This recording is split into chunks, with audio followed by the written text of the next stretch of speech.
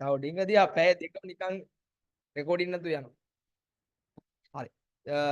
දෙවනි දවසෙත් පුතා ඔයා මොකක් හරි ගණිතය හරි මොකක් හරි එකක් දාලා පැයක් හෝ පැය දෙකක් පාඩම් කරනවා. ඊට පස්සේ සර් මේ තුන්වෙනි දවසේ දීලා තියෙනව නේද නිල් පාටින් පේනවද? තුන්වෙනි දවසේ ඔයා මෙන්න මේ සඳුදා පාඩම් කරපු දෙයක් තියෙනව නේද මෙන්න මෙතන මුල් පැය දෙකේ නැත්තම් පැයේ අන්න ඒක බදාදා ඔයා නැවත ආවර්ජනයට භාවිතා කරන්න ඕනේ. උදාහරණයක් විදියට සඳුදා අපි පාඩම් කරේ ජීවයේ රසායනික පදනමේ ජෛව අණු වල ව්‍යුහය හා ඒවායේ භාවිතනේ. එතකොට ඔයාට ඒක මතකයිද කියලා බලන්නේ බදාදා. තේරුණාද? බදාදා දවසේ ඔයා එදා පාඩම් කරපුවා මතකයෙන් ලියනවා ෂෝට් නෝට්. විභාග ප්‍රශ්න හොයාගෙන ලියනවා උත්තර ලියනවා. හරිද? තව එකෙකුට කාට හරි ගෙදර එකෙක් අල්ලගෙන කියලා දෙනවා.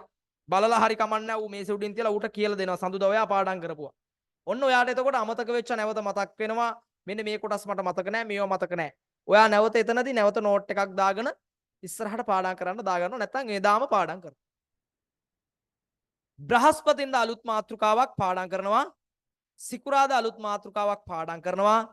සෙනසුරාදා බ්‍රහස්පතින්දා පාඩම් කරපු එක නැවත ආවර්ජනය කරනවා. ෂෝට් නෝට් පේපර් අභ්‍යාස උගන්වනවා ඕන එකක්. කැමති විදිහකට ක්‍රම කීපයක් තියෙනවා ආවර්ජනය කරගන්න. ඔන්න ඒකට යොදා ගන්නවා සෙනසුරාදා. නිකන් ඉන්නේ නැහැ. එදත් පාඩම් කිරීමක් තමයි ඒ කරන්නේ. ඉරිදා මය පුතාට අඟහරුවාදා කරපුවයි සිකුරාදා කරපුවයි ආවර්ජනය කරන්න අවස්ථාවක් හම්බුන්නේ නැහනේ. එහෙනම් මය පුතා අඟහරුවාදයි සිකුරාදයි පාඩම් කරපුවා ආවර්ජනය කරන්නේ ඉරිදා. තේරුණානේ? එහෙනම් ඔන්න සතිය පාඩම් කරන්නේ දවස් 4යි. 1යි 2යි 3යි 4යි. ඉතුරු දවස් 3 මොකද කරන්නේ? පාඩම් කරපුවා නැවත මතක් කරගන්නවා. ෂෝට් නෝට් ගහනවා, පේපර්ස් කරනවා, තව කාට හරි කියලා දෙනවා. තේරුණාද? ඔන්න ඔය රූට් එක යන්න ඕන මාස 3ක්. තේරුණාද? ඉස්සරලාම මේ කොටු ඔක්කොම පුරවන්න ඕනේ නැහැ.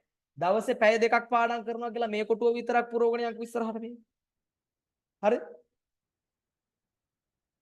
ඔව් පාඩම් කරද්දි වෙන කෙනෙක්ට උගන්වනවා වගේ කරනවා නම් ෂෝක්. හොඳට මතක හිටිනවා. ඇයි මොකද ඔයා try කරනවනේ යාට කියලා දෙන්න. එතකොට ඔයා මතක් කර කර ගන්න ඕනේ. ඒක තමයි හොඳම වැඩේ. දැන් මම මේ සර් කියලා දෙනවා වගේ ඔයා ගෙදර කාට හරි සූත්‍ර ලියන්න කියලා දෙන්න. පුතාලා එතකොට කාට හරි කියලා දෙනකොට ඔයා ඒක කියලා දෙන්න මතක් කරන්න ඕනේ. try කරන්න ඕනේ. එතකොට මතක නැතිව ඔන්න ඔයා පොතෙන් බලනවා. මෙහෙමයි කියලා දෙනවා. එහෙම ටික ටික යනකොට ඔන්න මතක හිටිනවා. උගන්වන එක තමයි හොඳම ක්‍රමය. හරි. ඊළඟට පළවෙනි දවසේ පාඩම් කරලා ඉවර වුණාම මේක දැන් හිතන්නකෝ අද දැන් 11නේ. එතකොට 11 වෙනිදා කපන්න ඕනේ. 11 වෙනිදා මතක ඇතුව කපලා තමයි නිදාගන්න ගිහින්. වැඩ ඔක්කොම ඉවර වෙලා කපන්නේ. පටන් ගන්නකොටම කපලා හිටන් පටන් ගන්න නෑ වැඩ. මෙතනින් නම් ඉවර වෙන්නේ රෑ 12ට නම් ඔයාගේ ෂෙඩියුල් එක ඉවර වෙන්නේ 11ට තමයි කපන්නේ. රෑ 12ට තමයි කපන්නේ. කපලා නිදාගන්න. හරිද? ඊට පස්සේ පහුවදාට මේ ෂෙඩියුල් එක මකලා අලුත් එකට යන්න ඕනේ. ඒ කියන්නේ සතියකට පස්සේ මේ ෂෙඩියුල් එක ඔයා අලුත් කරනවා. සතියකට පස්සේ ෂෙඩියුල් එක අලුත් කරනවා. එතකොට ඉතින් මකන්න මේක පැන්සලේ ලියලා තිබ්බනම් හරි. හරි? මේක මාස 3ක් කරගෙන යන්න ඕනේ. print එකක් අරගෙන. හරි? ඔන්න කිව්වා. ඊට පස්සේ මේක කාටවත් කියන්න යන්න ඕනේ නැහැ. ඒ බම් මාර වැඩේ විද්‍යා සර් අපිට මෙහෙම එකක් කියලා දුන්නා. අපි බම් මෙහෙම පාඩම් කරන්නේ. උඹටත් කියලා දෙන්නද? එහෙම පඬිත වැඩ කරන්න යන්න ඕනේ නැහැ. ඔයා ෂේප් එකේ ඕක බිත්තියේ ගහගෙන හරි වැඩේ කරගෙන යන්න. තේරුණාද? ඊට පස්සේ යාළුවෙක් එක්ක කතා කරන්න ඕනේ නැහැ බං. ඒ උඹ අරගේ දිනේ කැපුවද? මං නම් කැපුවා බං. හරි. දැන් අදම පටන් ගන්න. දැන් ඕකේ 12 13 හිස් වෙලා තිබ්බොත් එහෙම අවුලක්. දැන් 12 13 වෙසක් බලන්න ගියා. තොරම් බලන්න ගියා කියලා හිස්තනක් තියන්න. ඔයා පාඩම් කරොත් කපන්න පාඩම් කරන්න බැරි වුණොත් හිස්තන් තියන්න ඒ තැන්. ඔයාට හොඳට පේන්න ඕන ඔයා පාඩම් කරපු නැති දවස් පාඩම් කරපු දවස්. ඒකට තමයි දින දර්ශනේ තියෙන්නේ. කො බලන්න මේ වැඩේ කරන්න කැමති කට්ටිය. ඔන්න සර් පාඩම් කරන්න කාලසටහනකුත් දුන්නා. කො බලන්න කැමති කට්ටිය. හાર્ට් එකක් දාලා රියැක්ෂන් එකක් දෙන්න බලන්න. රියැක්ට් කරන්න බලන්න. යකෝ එකයි ඉන්නේ. ටයිම් ටේබල් එකකට පාඩම් කරන්න කැමතියි. දෙන්නයි. තුන් දෙනයි. තුන් දෙනයි ඉතින් මේ විදිහට පාඩම් කරන්න කැමතියි. සර් තව එකපාරක් කියන්නකෝ. කියන්න.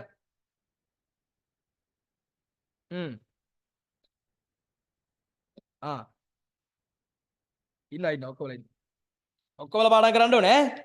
තව පාරක් කියන මේක මහා අමාරු දෙයක් නෙමෙයි. මෙහෙමයි. සඳුදා පාඩම් කරන එක බදාදා මතක් කරන්න ඕනේ. තේරුණානේ? බ්‍රහස්පතින්දා පාඩම් කරන එක සෙනසුරාදා මතක් කරන්න ඕනේ නැවත. ඒ කියන්නේ මේ ඔයා පාඩම් කරපු එක ඔයාට මතකද කියලා ඔයා බලන්න ඕනේ සෙනසුරාදා. ඊට කලින් බැලුවා කියලා ප්‍රශ්නයක් නැහැ. සෙනසුරාදා අනිවාර්යෙන් බලන්න දාගන්න ඕන. ඔයාට අමතක වෙන හින්දා මෙතන ලියලා තියා ගන්නවා. ඒ බලන්නේ ඔයා කොලයක් කරන් ඔයා සඳුදා බ්‍රහස්පතින්දා පාඩම් කරපුවා ලියන්න මතකේ. නැත්තම් ෂෝට් නෝට් ටිකක් ගහනවා කියලා පටන් ගන්න. නැත්තම් ඒ පාඩමේ ප්‍රශ්න කරන්න. ඊට පස්සේ අඟහරුවාදයි සිකුරාදයි ඒවා මතක් කරන්න ඔයාලට වෙලාවක් හම්බුන්නේ නැහනේ. වෙන් කරගත්තේ නැහනේ. ඒක දාගන්න ඉරිදට. ඉරිදා මතක් කරගන්නවා අඟහරුවාදයි සිකුරාදයි පාඩම් කරපුවා. තේරුණානේ? එතකොට මේ ටයිම් ටේබල් එක හදලා තියෙන්නේ පාඩම් කරන්න දවස් 4යි පාඩම් කරපුවා නැවත මතක් කරලා බලන්න දවස් 3යි. සසුජි තේරුණාද? සසුජි තේරුණාද?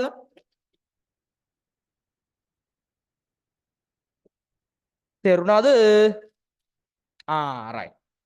හරි. එහෙනම් ඔන්න මේ දැන් අපි මේ අලුත් පාඩමට යන්න කලින් රසායනික සූත්‍ර වලින් එන්න පුළුවන් ප්‍රශ්නයක් මම කියලා දෙන්න හදනවා.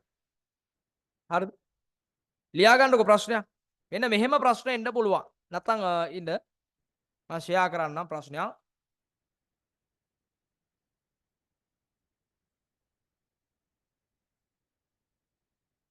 අපි කරමු විභාග ප්‍රශ්නයක්.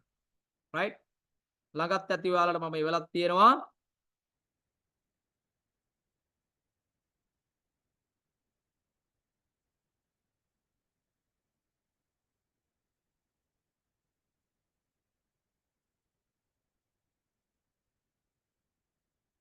මම හිතනවා දැන් ෂෙයා වෙනවා ඇති පේපරේ පදාර්ථයේ ව්‍යුහයට අදාළ පසුගිය විභාග ප්‍රශ්න ඇතුළත් කොටස මේක. අපි බලමු සූත්‍ර වලට අදාළ ප්‍රශ්නයක් මේකෙන් හොයාගන්න. මේක තියෙන පුතේ පේපර් බුක් එකේ 83 ඉඳලා තියෙන පාස් පේපර් බුක් එකේ මේක තියෙන්නේ.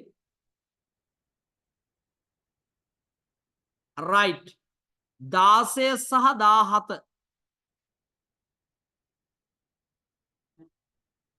නෑ අපි ඉස්සලා 18 කරලා ඉමු. හොඳට 18 වෙනි ප්‍රශ්නේ කියවන්න. ඔන්න ළඟ තියෙන කට්ටිය පේපර් බුක් එක පෙරලලා ගන්න. අනිත් කට්ටිය මේකෙන් බලන්න. 18 වෙනි ප්‍රශ්නය. 18 වෙනි ප්‍රශ්නය. ත්‍රිසංයුජ ලෝහයක් වන M ද්විසංයුජ ආලෝහයක් වන X සමග සංයෝජන වී සාධන සංයෝගයේ සූත්‍රය කුමක්ද කියලා අහනවා. හොඳට බලලා උත්තරේ ටික ඉක්මනට මැසේජ් කරන්න සර්ට.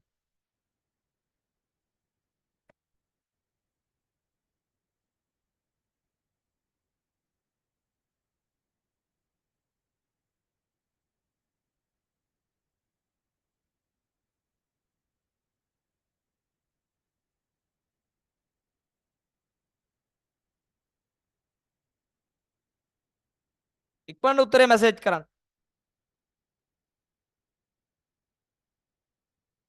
කවිෂා උත්තරයක් එවනවා. එක්කෙනෙක්ගේ සංයුජතාවය 3යිලු අනිත් එක්කෙනෙක්ගේ සංයුජතාවය 2යිලු. ඉක්මනට උත්තරේ දාන්න.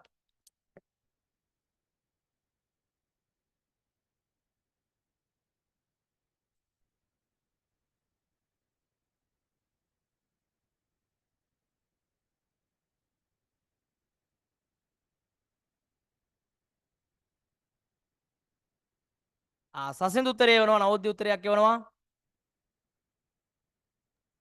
බලමු හරිද කියලා නේ. ඇයි නෑ? සසින්දු උත්තරයක් එවුවා. මොකද්ද පුතේ? කවුරු හරි මයික් ඔන් කරලා මේ මගේ කටහඬ ආයෙ එනවා. මයික් ඔෆ් කරන්න.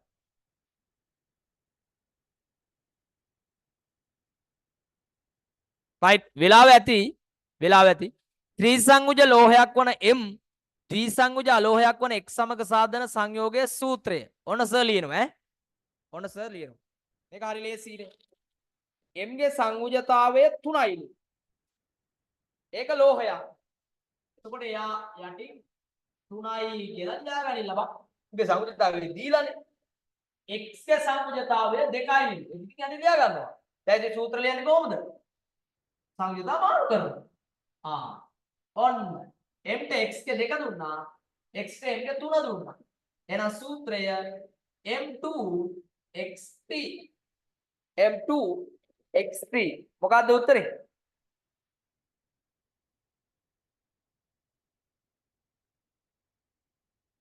උත්තරේ 2. උත්තරේ 2. රයිට්. ඊළඟ ප්‍රශ්නය කරමු බලන්න. ඊළඟට මම දෙන්නම් ටිකක් තව ටිකක් ඉස්සරහට ගිය එකක්. රයිට්. මේක කරන්න බලන්න.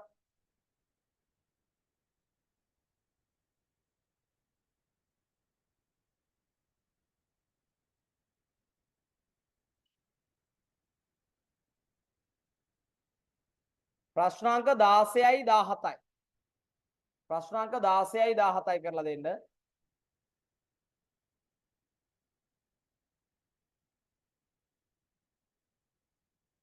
අනුශය වෙනවා 16යි 17යි කරන්න.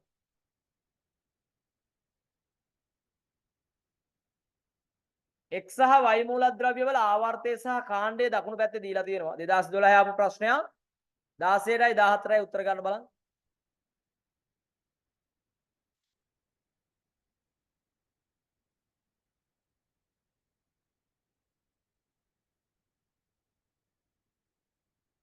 එතකොට පුතේ අඟහරුවාදා පේපර් ක්ලාස් එක පටන් ගන්න හිතාගෙන ඉන්නවා මම. 10 වසරට පේපර් ක්ලාස් එකක්. හරි? එතකොට අඟහරුවාදා කරන්න හිතාන ඉන්නේ. අඟහරුවාදා හවස මම පේපරේ ඉස්සරලා එවනවා ඔයාලට. එතකොට පේපරේ කරලා තමයි ක්ලාස් එකට සම්බන්ධ වෙන්න ඕනේ. ක්ලාස් එකේදී කරන්නේ පුතේ පේපරේ සාකච්ඡා කරන එක. හරි? එතකොට සර් පේපරේ කලින් එවනවා. අපුතාලා පේපරේ කරලා පුළුවන් උත්තර ඔක්කොම ලියලා සර් එක සම්බන්ධ වෙනවා. අපි උත්තර ටික සාකච්ඡා කරනවා. උත්තර ගත්ත කොහමද? නේද?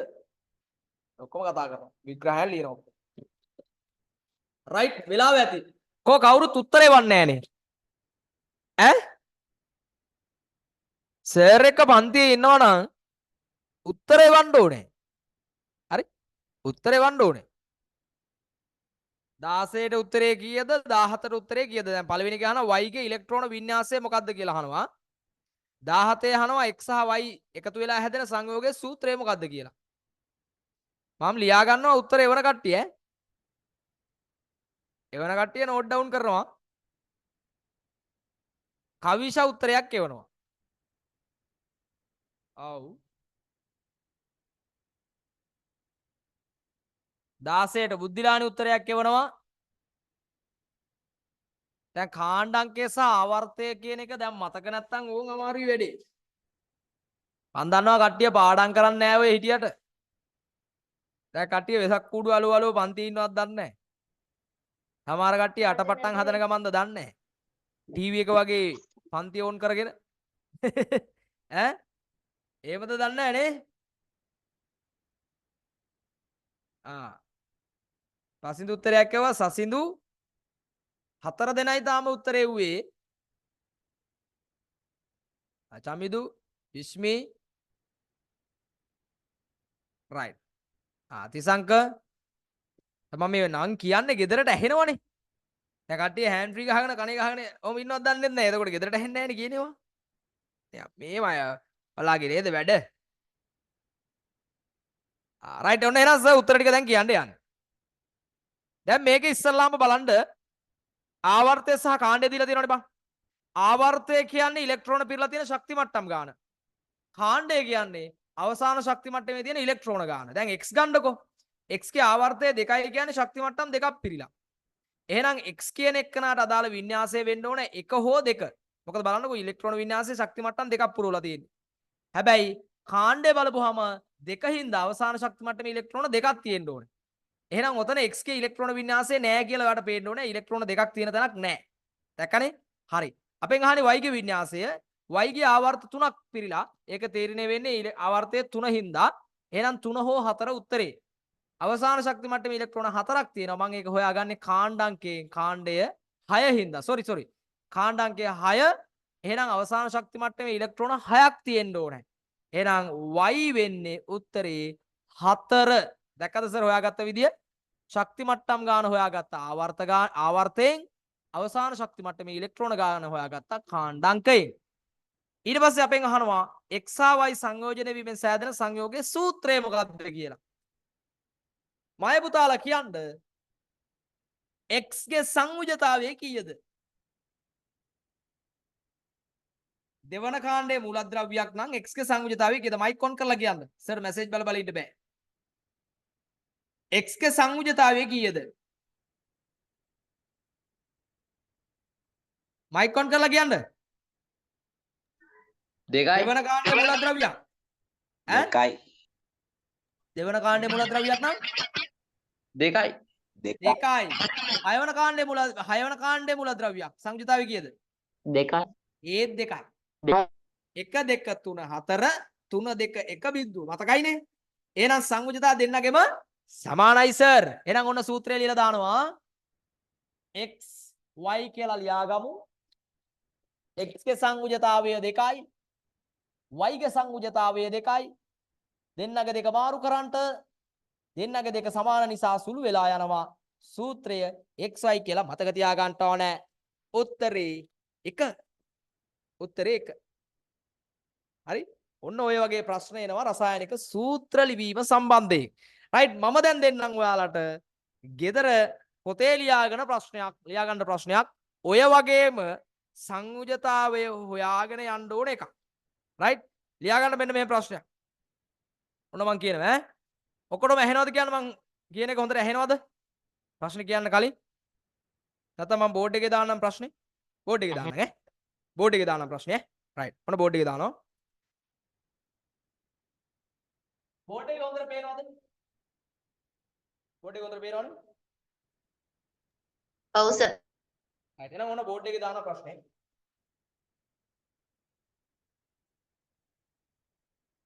x නම් ලෝහයක්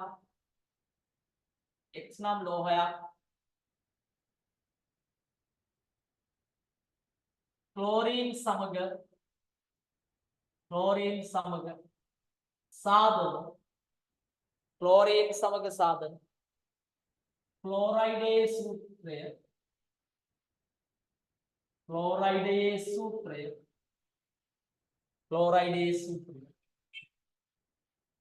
අපි x කියන එක නදන්නේ XCl2A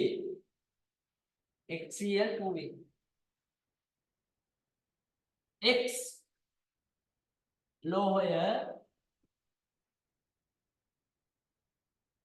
සල්ෆේට් SO4 ඍණ 2 සමග සාධන සල්ෆේටයේ සූත්‍රය X සල්ෆේටයේ සූත්‍රය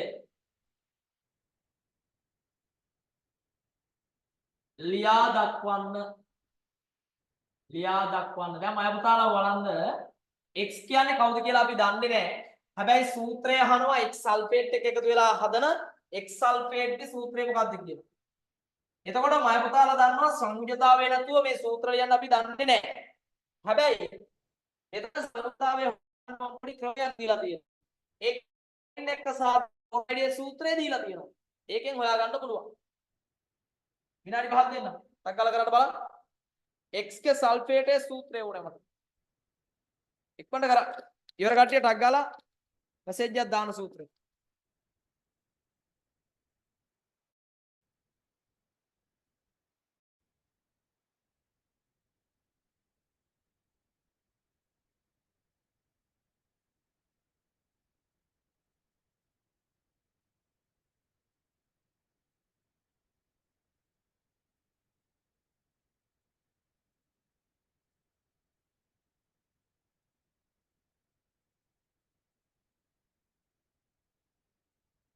පොටෑස් මේ x ක්ලෝරයිඩයේ සූත්‍රයෙන් හොයාගන්න ක්ලෝරීන්ගේ මේ පොටෑසියම් මේ x ගේ සංයුජතාවය. පොටෑසියම්මයි කිව්වේ.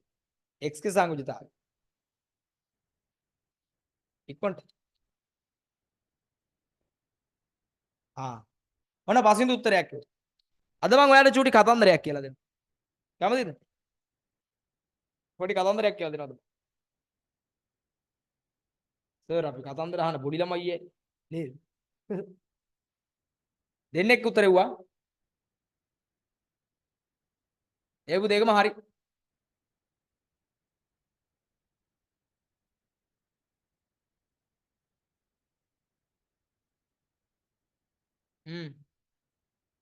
නෑ. සිහන්ස වැරදි. ආයෙ බලන්න පුතේ. හරි. කවිෂා හරි.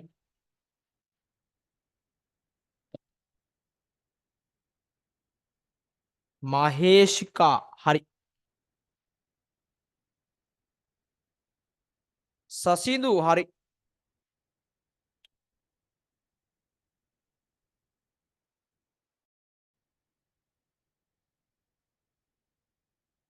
තව බලනවා. හරි. හරි බුද්ධිලානි හරි. රශ්මි හරි.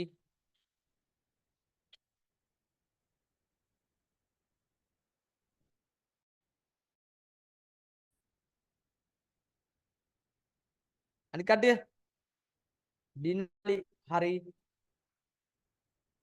මෙත්සිත් හරි.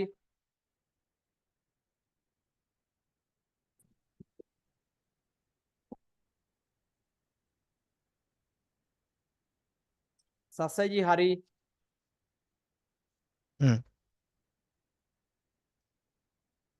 නවෝදය කොහමද? හරි. දැන් ඔන්න සර් ලියලා පෙන්නන්නම් ඈ. හරි. දැන් කොහොම බලන්න පුතේ x ගේ සංයෝජතාවය දන්නේ නැහනේ. හැබැයි x ගේ ක්ලෝරයිඩේ සූත්‍රය දීලා තියෙනවා. XCl2ලු. හරිද? අපි දන්නවා සංයෝජතා මාරු කරලා ලියන්නේ. දැන් බලන්නකො මාරු කරා කියලා මෙතන මොකුත් ලියලා නැහැනේ x ගාව. Cl ගාව නම් දෙක ලියලා තියෙනවා. මෙතන ලියලා නැහැ කියන්නේ මෙතන තියෙන්නේ එකේ ඉලක්කම. හරිනේ. සාමාන්‍ය රසායන විද්‍යාවේදී අපි සූත්‍ර ලියද්දී එකේ ඉලක්කම නිරූපණය කරන්නේ නැහැ. දැන් අපි සූත්‍රයේ අනිත් පැත්තට යමු. මේ සූත්‍රය ලියද්දී සංයෝජතා මාරු කරනවා. මේ තියෙන දෙක ක්ලෝරීන්ට මාරු වෙලා ආපු දෙකක්. මේ තියෙන එක x ට මාරු වෙලා ආපු එකක්. කාගෙන්ද මාරු වෙලා ආවේ? ඔය එක ආවේ ක්ලෝරීන්ගෙන්. මේ තියෙන්නේ ක්ලෝරීන් x ට දුන්න එක තමයි ඔය තියෙන්නේ. මොකද ක්ලෝරීන්ගේ සංයෝජතාවය එකයි පුතේ. එහෙනම් x ගේ සංයෝජතාවය තමයි මේ ක්ලෝරීන් ගාව තියෙන්නේ. ඔන්න ඔය විදිහට අපිට x ගේ සංයෝජතාවය හොයාගන්න පුළුවන්. තේරුණානේ? එහෙනම් දැන් අපි x ගේ සංයෝජතාවය දන්නවා. කීයද? 2යි. හැබැයි එතනින් වැඩේ ඉවර වෙන්නේ නැහැ. දැන් අපෙන් අහනවා x ගේ සල්ෆේටේ සූත්‍රය මොකක්ද කියලා. x සල්ෆේට් එක්ක හදන සූත්‍රය. එතකොට x ගේ සංයෝජතාවය 2යි සල්ෆේට් ගේ සංයෝජතාවයත් කීයද? 2යි. දැන් නැවත සූත්‍රය ලියමු.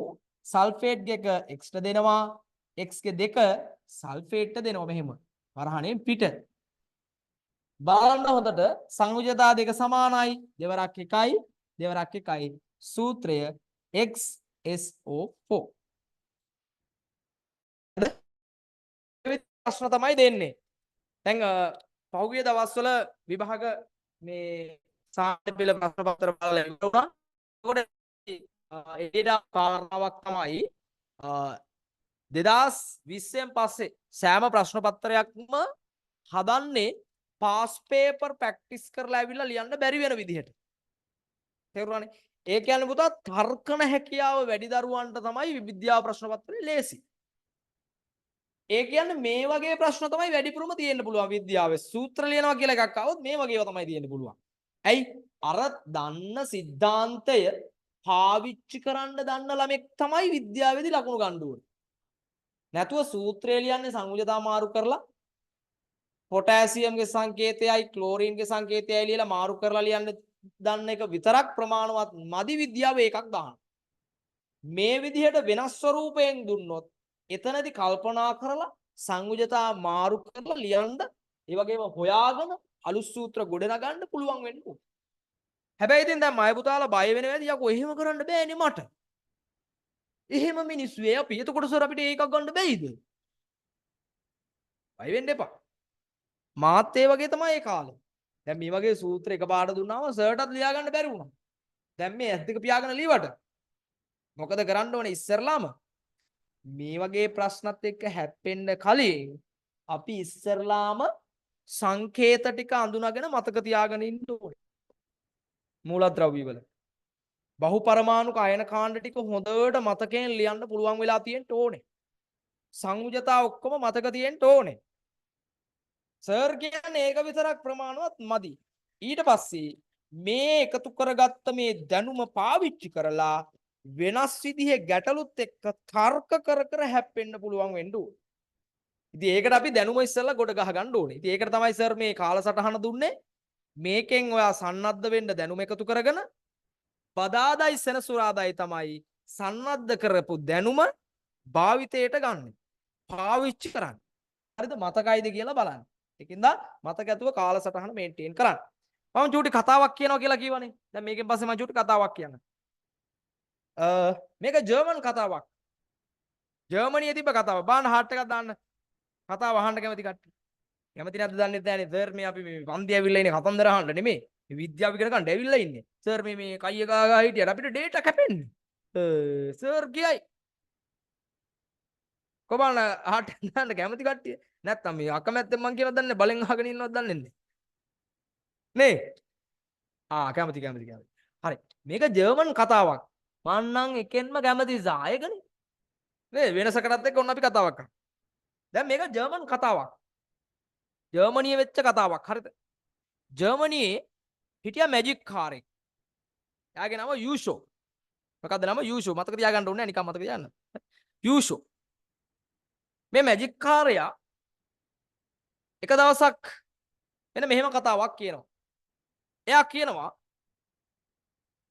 මේ ජර්මනියේ තියෙන ඕනෑම හිරගෙදරකට මාව දාලා වහන්න මම පැය දෙකක් ඇතුළත හිරගෙදරින් නිදහස් වෙලා පෙන්නනවා. හිරගෙදරකට දාලා වහලා දාන්න මං හිරෙන් පයින්නවා කියලා කියන්නේ මේ.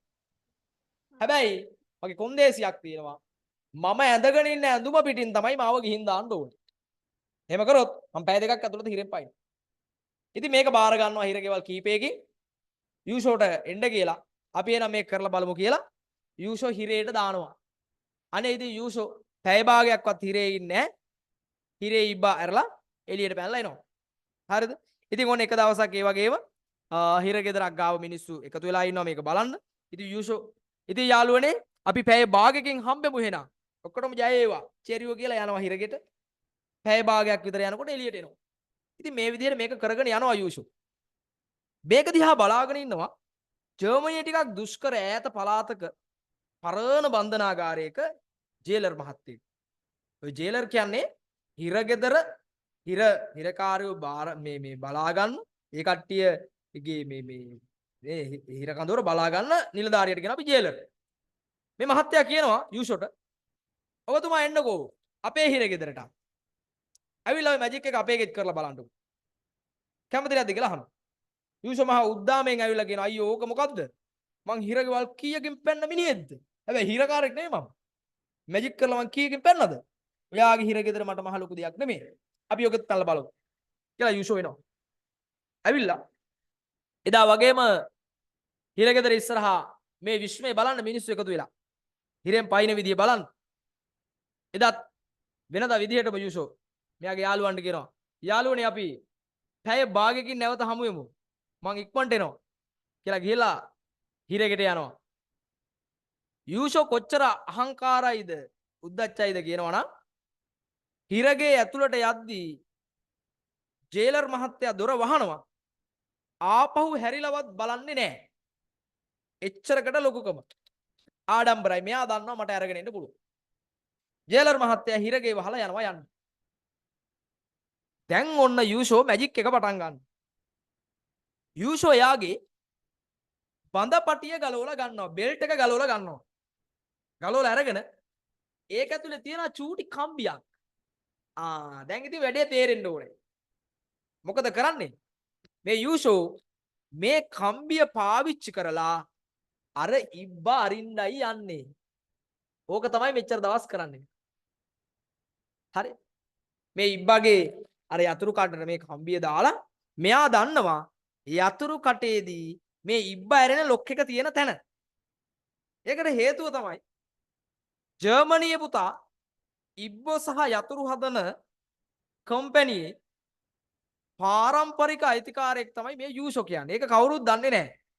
ඒ හින්දා මේ යූෂෝ ඉබ්බෝ හදන හැටි, කඩන හැටි, ඇතුළ ක්‍රියා කරන විදිය A to Z හොඳටම දන්න මිනිස්සෙක්.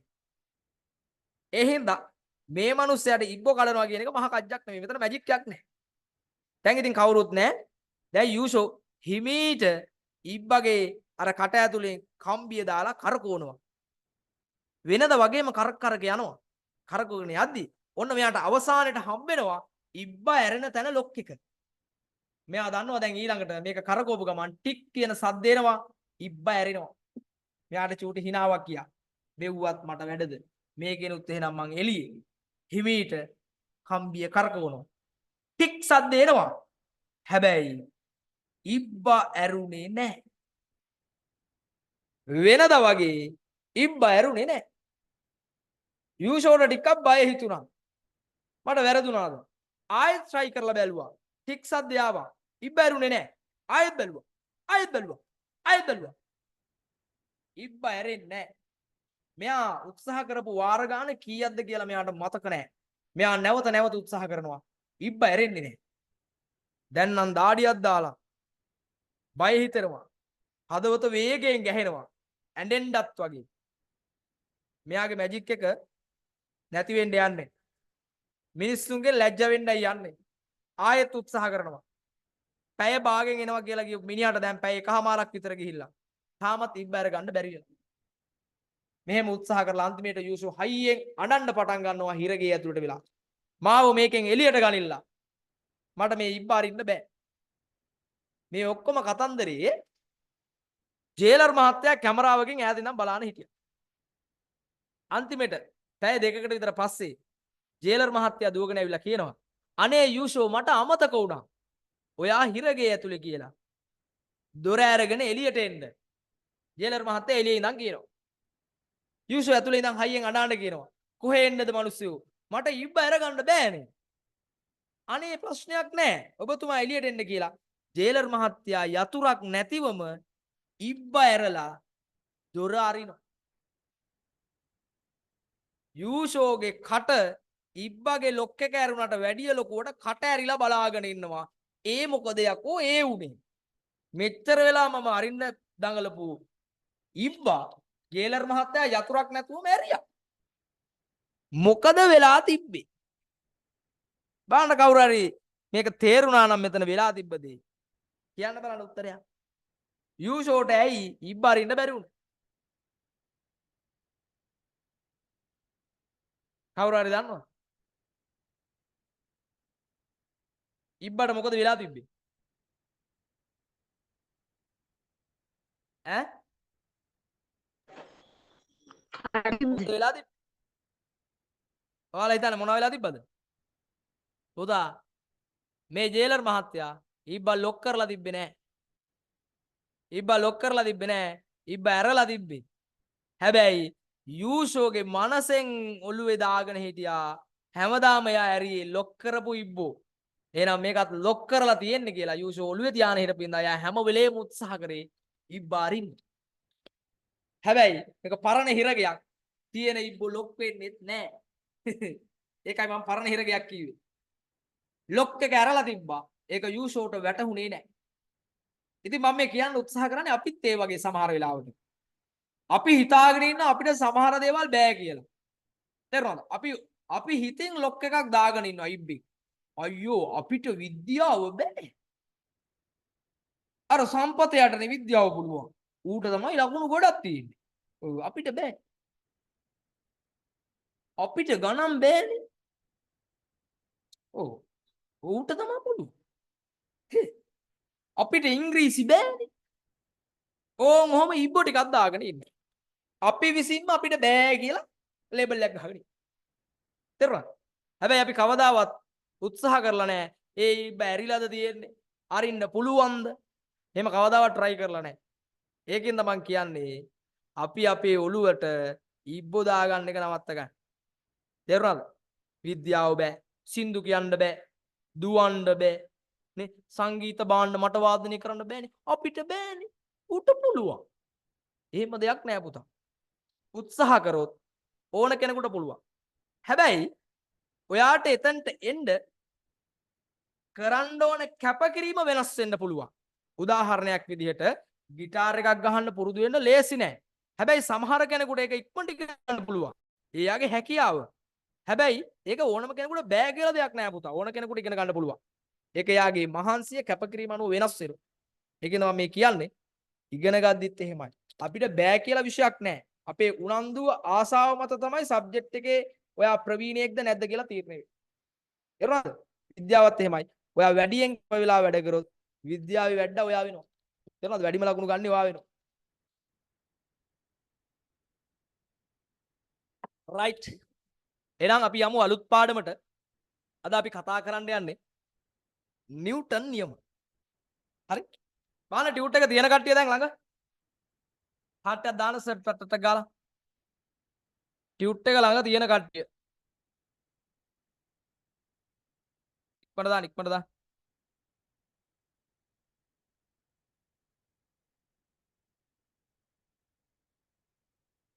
තියෙනවනේ.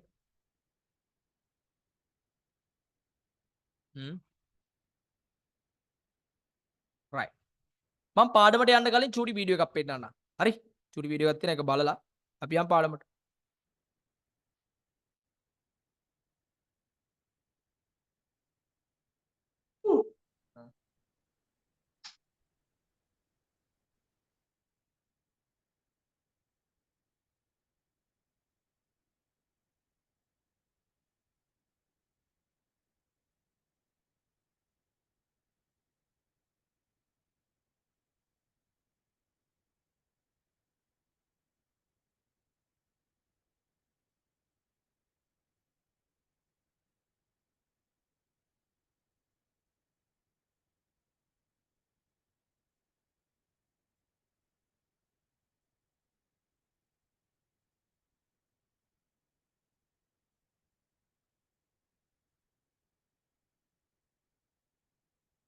ඔයා වීඩියෝ එක පේනව නේද? නවෝදය පේනව නේද?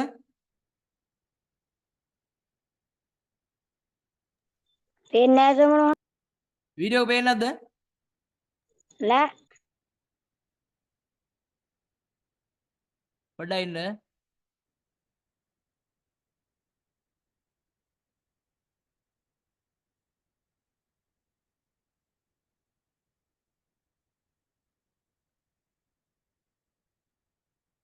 දැන් පේනවද? පේනවද?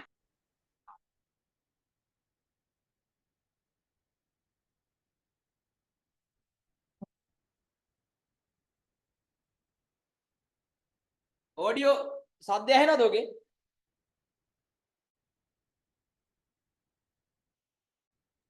නෑ සර් ඇහෙන්නේ. සද්ද ඇහෙන්නේ? ඇහෙන්නේ.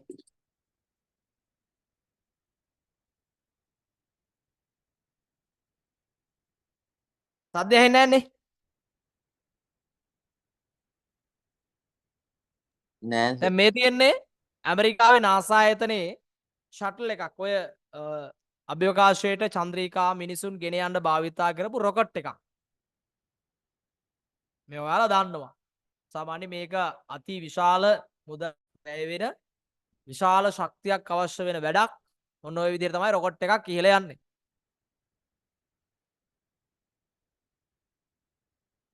එතකොට මේවා මිනිස්සු කොහොමද හොයාගත්තේ? කොහොමද මේ රොකට් එක ඔය ඉන්ධන පුච්චලා එළියට දානකොට ඔය විදිහට උඩට යන්නේ කොහොමද?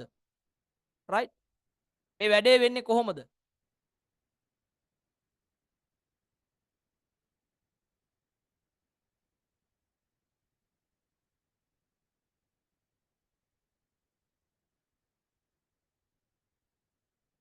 මේ විදිහට අභ්‍යවකාශයේ කිලෝමීටර් 200ක් 300ක් ඉහළට යානයක් ඔය විදිහට ඉහළට යන්නේ කොහොමද?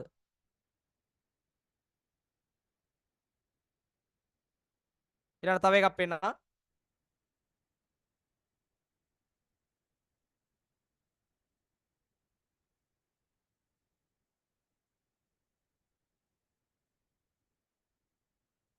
මේ බලන්නකෝ මේක. මේ කාලතුවක්කුව වෙඩි තියෙන අවස්ථාව.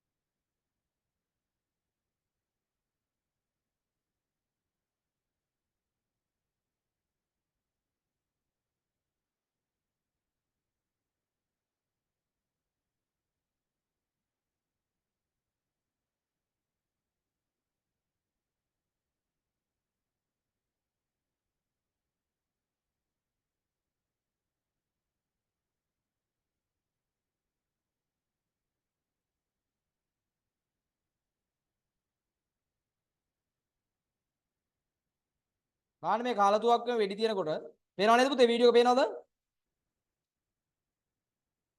පේනවද? වීඩියෝ එක පේනවද පුතේ? පේනවා. බලන්න මේ කාලතුවක්කුව වෙඩි තියෙනකොට මේ සෙබලට මොකද වෙන්නේ? ආයෙත් බලන්න.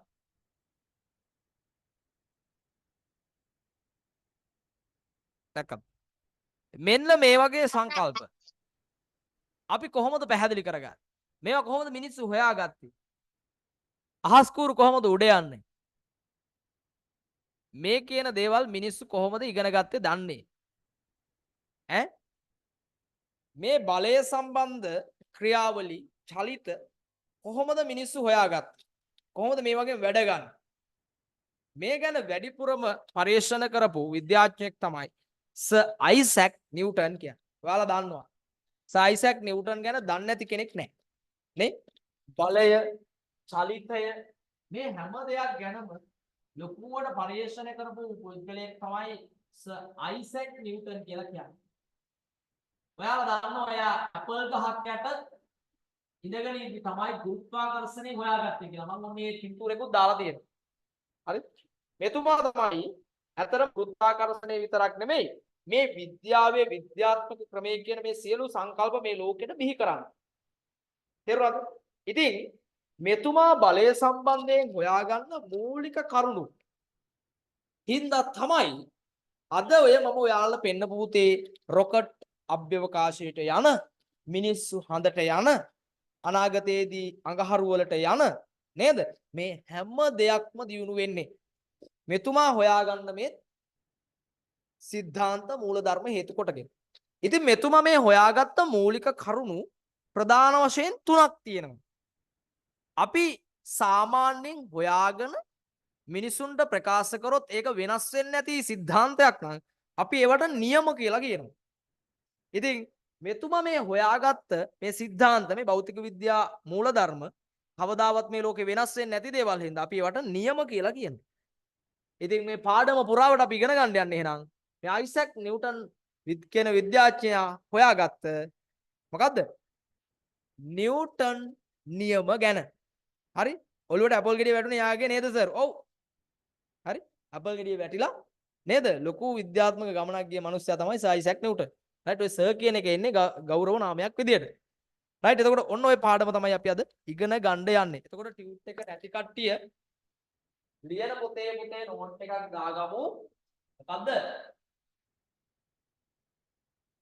චලිතය සම්බන්ධ නිව්ටන් නියම. චලිතය සම්බන්ධ නිව්ටන් නියම. ඔය ඇපල් ගෙඩිය වැටුන කතාව මම කියලා දුන්නානේ අර මේ චලිතය පාඩමේදී මතකද? අර වස්තු සිරස් චලිතයේදී චලිතය සම්බන්ධ නිව්ටන් නියම. right. නිව්ටන් නියම පුතේ තුනක් තියෙනවා. කීයක් තියෙනවද? තුනක් තියෙනවා. ඉතින් මේ නියම තුන අපිට ගණන් හදන්නවත් මහ ලොකු දේවල් ටිකක් නෑ. අපිට තියෙන මේක තේරුම් ගන්න පුතේ. මේ නියම තුන තේරුම් ගන්න. හරිද? දැන් ටියුට් එක තියෙන කට්ටිය චුට්ටක් බලන්නකො. මේ අපේ අයිසැක් නිව්ටන් මහත්තයා ගැන මම ලොකු විස්තරයක් දාලා තියෙනවා. ඔන්න මම පුතාලට බලන්න ෂෙයා කරන්නම්.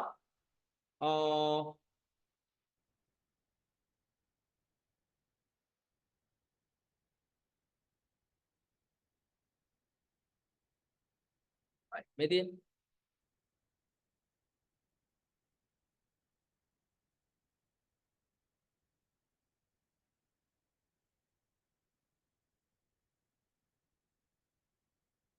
ටියුට් එක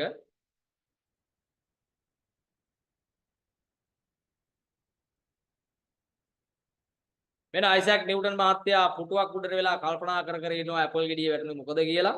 නේද? ඔතනින් පටන් ගන්න මේ භෞතික විද්‍යාඥයාගේ ගමන් මගේ විශාල ජයග්‍රහණ තියෙනවා. ඒ ජයග්‍රහණවල සොයාගත් අග්‍රඵලය තමයි චලිතයේ සම්බන්ධ නිව්ටන් නියම. හරි? එතකොට ඔන්න මෙයාගේ අපි ඉස්සරලාම නිව්ටන්ගේ පළවෙනි නියමය ඉගෙන ගන්න යන්නේ. දැන් ඔන්න චූටි ප්‍රැක්ටිකල් එකක් තියෙනවා. ඔයාලත් ගෙදර පුළුවන් නම් මේක කරන්න පටන් ගමු. මේකට වීදුරුවකුයි කාසියකුයි පොඩි කාඩ්බෝඩ් කෑල්ලකුයි ඕනේ. පුළුවන් කට්ටිය කැමරා එක ඔන් කරගන්න. ඔකට මේ ක්‍රෙඩිට් කාඩ් එකක් හරි ඩෙබිට් කාඩ් එකක් හරි නම් තියෙනවා නම් හොඳයි. මොකද ඒක හයියයි මේ වැඩේට. කාසියයි කාඩ්බෝඩ් එකයි වීදුරු කෝප්පයයි. තියෙන කට්ටිය ඉක්මනට ගන්න. අපි මේ ඉගෙන ගන්න යන්නේ නිව්ටන්ගේ පළවෙනි නියමය. තියෙන කට්ටිය ඉක්මනට අරන් එන්නකෝ. කැමරා එක ඔන් කරගන්න. සරුත් ඒ අතරේ ගන්නවා වීදුරුව.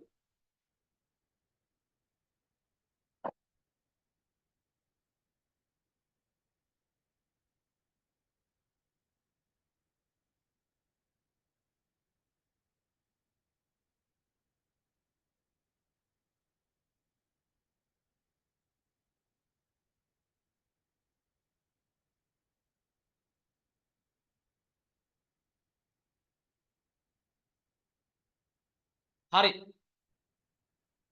මෙන්න වීදුරුවක් ගෙනාවා. ඔබ බලන්න කට්ටිය ගියාද දන්නේ නැහැ. ගිය කට්ටියම ඉන්නවද? බලන්න ඔක්කොමලා දැන් කැමරාව මේ ෆෝන් එකේ හරි ලැප් එකේ හරි ඉස්සරහා ඉන්න කට්ටිය හાર્ට් එකක් දාන්න පුතේ. ප්‍රැක්ටිකල් එක කරන්න හදන්නේ.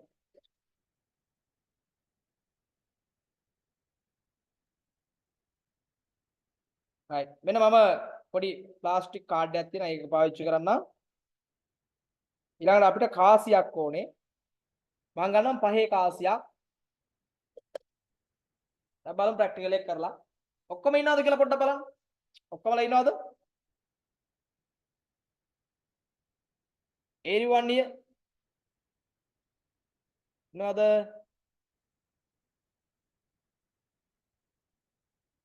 ඉන්නවනේ. right. එහෙනම් ඔන්න බලන්න. අපි දැන් මේ ප්‍රැක්ටිකල් එක ඉස්සෙල්ලා කරලා බලමු. ඊට පස්සේ අපි නියමය පැහැදිලි කරමු ඈ. ගෙදර කට්ටියත් කරලා බලන්න. මට වීඩියෝ ඔන් කරන්න බෑ. රයිට්. ඔයාලා try කරලා බලන්න. දැන් මම කරන්න යන්නේ වීදුරුව තියෙනවා. කාඩ්බෝඩ් එකක් තියෙනවා. කාසිය තියෙනවා. දැන් මම කරන්න යන්නේ මේ කාඩ්බෝඩ් එකට විතරක් හයියෙන් ගහනවා. හරිද? වේගෙන් කාඩ්බෝඩ් එකට ගහනවා. අපි බලමු මොකද වෙන්නේ කියලා.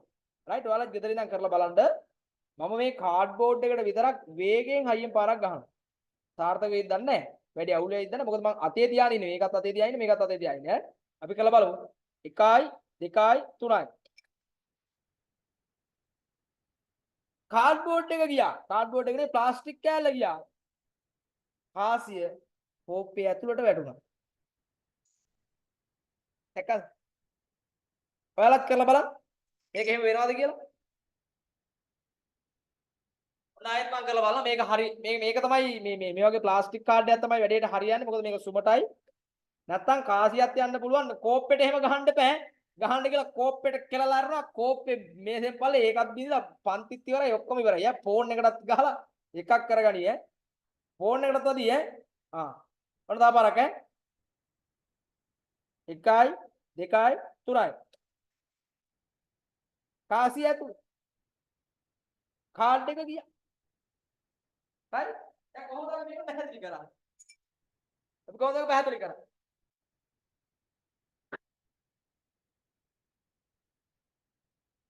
මේක පැහැදිලි කරන්න වෙන්නේ අපිට නිව්ටන්ගේ පළවෙනි නියමයෙන් පුතේ. ඕම් බලන්නකො නිව්ටන් කියන්නේ මොකක්ද කියලා. කරලා බලන්න ගෙදර ඉඳන් කරලා බලන්න. දැන් අහන්න ඈ. නිව්ටන් කියනවා පුතේ මෙන්න මෙහෙම දෙයක්.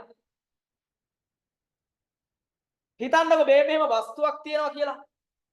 එයා නිශ්චලව ඉන්නේ මේසයක් උඩ හරි කොහේ හරි උඩ තැනක කොහොම ඉන්නවා. මෙහෙම ඉන්න වස්තුව නිශ්චලයි කියන්නේ මෙයා මත බලයක් නැහැනේ. හරිද? මෙයා මත බලයක් නැහැ.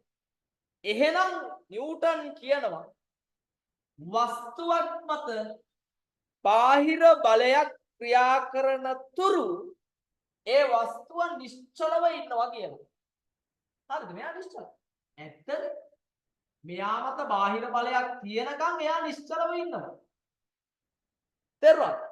හැබැයි අපි බලයක් දුන්නොත් විතරක් එයා චලනය වෙන්න පටන් ගන්නවා. තේරුණානේ? දැන් උදාහරණයක් විදිහට අපි මෙතන කරපු ප්‍රැක්ටිකල් එකේ මෙතන කාඩ්බෝඩ් එක තියලා කාසිය මේක උඩ තිබ්බා. දැන් චලනය වෙන්නේ නැහනේ. චලනය වෙන්න නම් අපි බාහිර බලයක් දෙන්න ඕනේ මේ. දැක්කද? දැන් බාහිර බලය දුන්න හින්දා ප්ලාස්ටික් කාඩ්බෝඩ් ප්ලාස්ටික් අර මේ ප්ලේට් එක චලනය වෙලා ගියා. හැබැයි මම කාසියට බලයක් දුන්නේ නෑ පුතා. ඒ නිසා කාසිය කෝප්පය ඇතුළට වැටුණා. දැක්කනේ? එහෙනම් කාසියට බාහිර බලයක් නැති හින්දා එයා කෝප්පය ඇතුළට වැටුණා. ඉතින් මේක අපිට නිව්ටන්ගේ පළවෙනි නියමයෙන් තමයි පැහැදිලි කරගන්නේ. ඒ වගේම නිව්ටන් තව දෙයක් මෙතනදී කියනවා. හිතන්නක වස්තුවක් ඒකාකාර ප්‍රවේගයෙන් යන ගමන් ඉන්නේ කියලා. යම්කිසි වස්තුවක් 2ms ඍණ එකක ප්‍රවේගයකින් මේ වෙනකොටත් ඒකාකාරව චලනය වෙමින් ඉන්නේ. එහෙම කෙනෙකු බාහිර බලයක් යෙදුන්නේ නැත්තම් ඒ විදිහටම යමින් ඉන්නවලු. ප්‍රවේගයේ වෙනසක් නැහැ. ඇත්තනේ. දැන් පෘථුවිය සූර්යා වටේ යම්කිසි වේගයකින් කැරකි ඉන්නවා. පරිභ්‍රමණය වෙවි ඉන්නවා. හැබැයි අපි යන වේගය වැඩි හෝ අඩු වෙන්නේ නැහැ. අපි එකම ප්‍රවේගයකින් සූර්යා වටේ කැරගෙනවා. කවුරු හරි ඇවිල්ලා පිටිපස්සේ පෘථුවිය තල්ලු කරුවොත් ඕම් යන වේගය වැඩි අඩේ වෙනදට වැඩි ඉක්මනට අවුරුද්ද ගෙවුනනේ. කියන්න වෙයි. එහෙම වෙන්නේ නැහැ.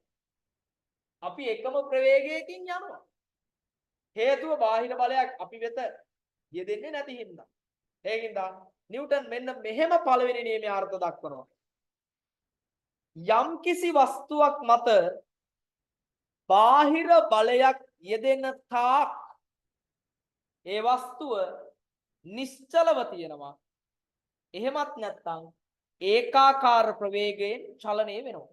ඇත්තනේ? මහ ලොකු තියරියක් නැහැ. නේද? රයිට්. එහෙනම් නිව්ටන්ගේ පළවෙනි නියමය කියන තැන රතු පෑනෙන් මෙන්න මෙහෙම ලියමු පුතේ. මම මේක ඒකාකාර ප්‍රවේගය කියලා ලියනවා. ඈ? ඒකාකාර ප්‍රවේගය. ලියන්න මෙහෙම. නිව්ටන්ගේ පළවන නියමය. නිව්ටන්ගේ පළවන නියමය.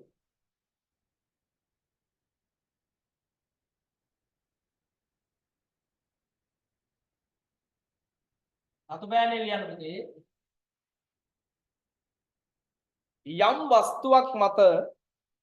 යම් වස්තුවක් මත බැරි වුණොත් ආපහු වහන්න. යම්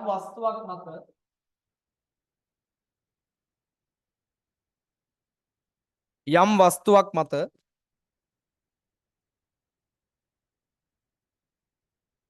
ටියුට් එකේ තියෙන කට්ටිය ටියුට් එකේ ලියන්න. යම් වස්තුවක් මත බාහිර අසන්තුලිත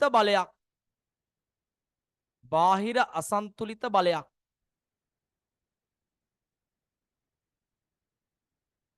යම් වස්තුවක් මත බාහිර අසන්තුලිත බලයක් ක්‍රියා කරන තුරු නිව්ටන්ගේ පළවෙනි නියමය කියලා දින මෙන්න මේ කොටුව ඇතුළේ ලියන්න පුතේ.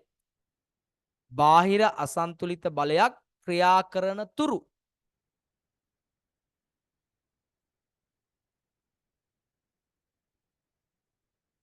වස්තුව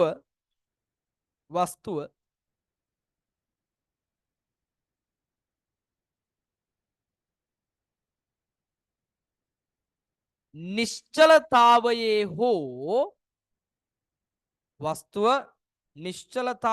හෝ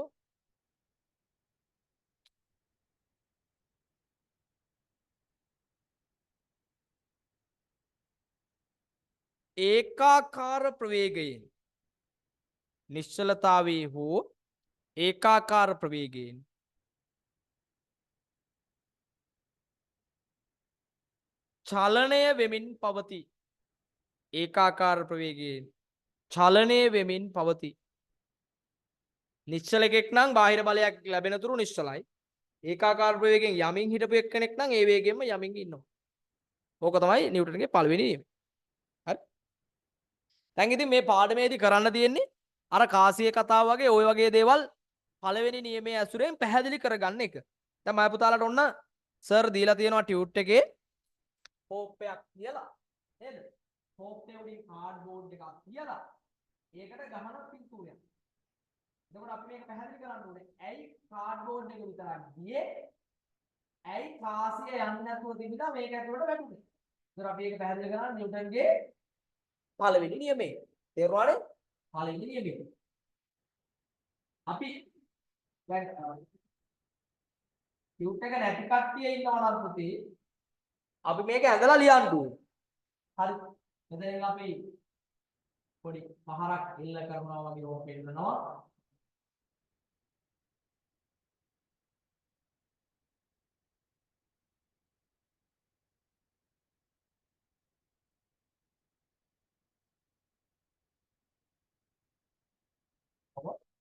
අතෙන් පහරක් දෙනවා.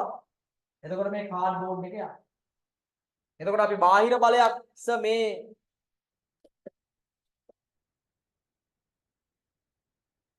මොකද?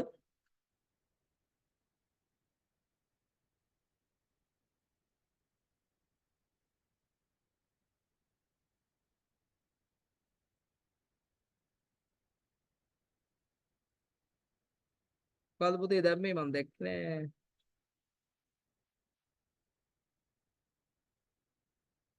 සර් මේ නිව්ටන් නියම තුනෙන් එකින් එක ලියන්න එනවාද එක්සම්. ඔව්. නියමයේ ලියන්න කියලා එනවා. නියමයේ ලියන්න කියලා එනවා. මේක මහ ලොකු දෙයක් නෑ. පොඩි දෙයක් තියෙන්නේ. නියමයේ ලියන්න කියලා එනවා. සමහර වෙලාවට කියනවා පළවෙනි නියමයේද දෙවෙනි දෙකද කියලා ලියන්න. ඒ කියන්නේ පළවෙනි නියමයේ, දෙවෙනි නියමයේ, තුන්වෙනි නියමයේ. සමහර වෙලාවට අර්ථ දක්වන්න වෙනවා. හරි? අර්ථ දක්වන්න වෙනවා. ඒකින්ද මේ පාඩම් කරන්න වෙනවා. රයිට්? පාඩම් කරන්න වෙනවා. රයිට්. දැන් අපි මේක පැහැදිලි කරමු නිව්ටන් නියමයෙන් පළවෙනි එකෙන්.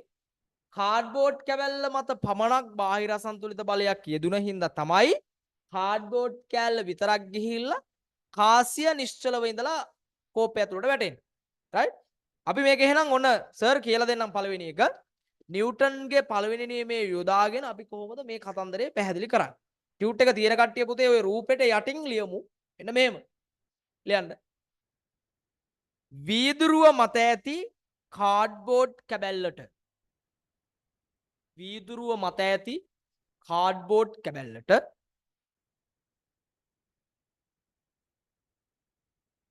වීදුරුව මත ඇති කාඩ්බෝඩ් කැබැල්ලට වීදුරුව මත ඇති කාඩ්බෝඩ් කැබැල්ලට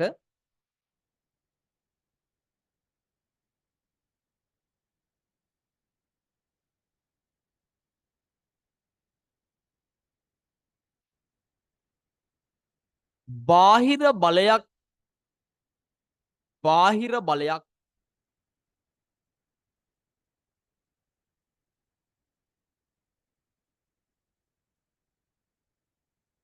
ක්‍රියා කළ හේතුවෙන් එහෙම නැත්නම් ක්‍රියා කළ නිසා බාහිර බලයක් ක්‍රියා කළ නිසා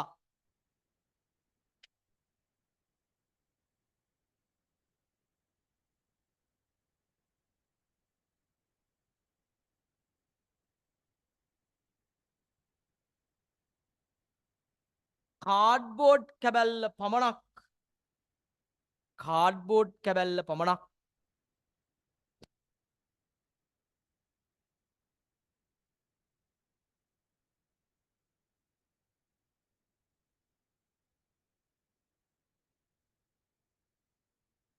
ඉදිරියට විසිවී ගොස් කාඩ්බෝඩ් කැබැල්ල පමණක් ඉදිරියට විසිවී ගොස්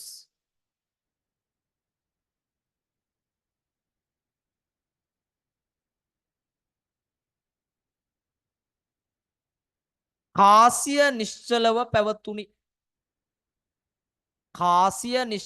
පැවතුනි කාඩ්බෝඩ් කැබැල්ල පමණක් ඉදිරියට විසිවී ගොස් කාසිය පමණක් නිශ්චලව පැවතුනි. හරි. දැන් ඔන්න අපි ඒ කතාව පැහැදිලි කරපු විදිහ. දැන් බලන්නකො මේ තුන්වෙනි පිටුවේ වෙන අකරතැබ්බයක් තියෙනවා. මේක සමහර විට පිරිමි ළමයින්ට වෙලත් ඇති.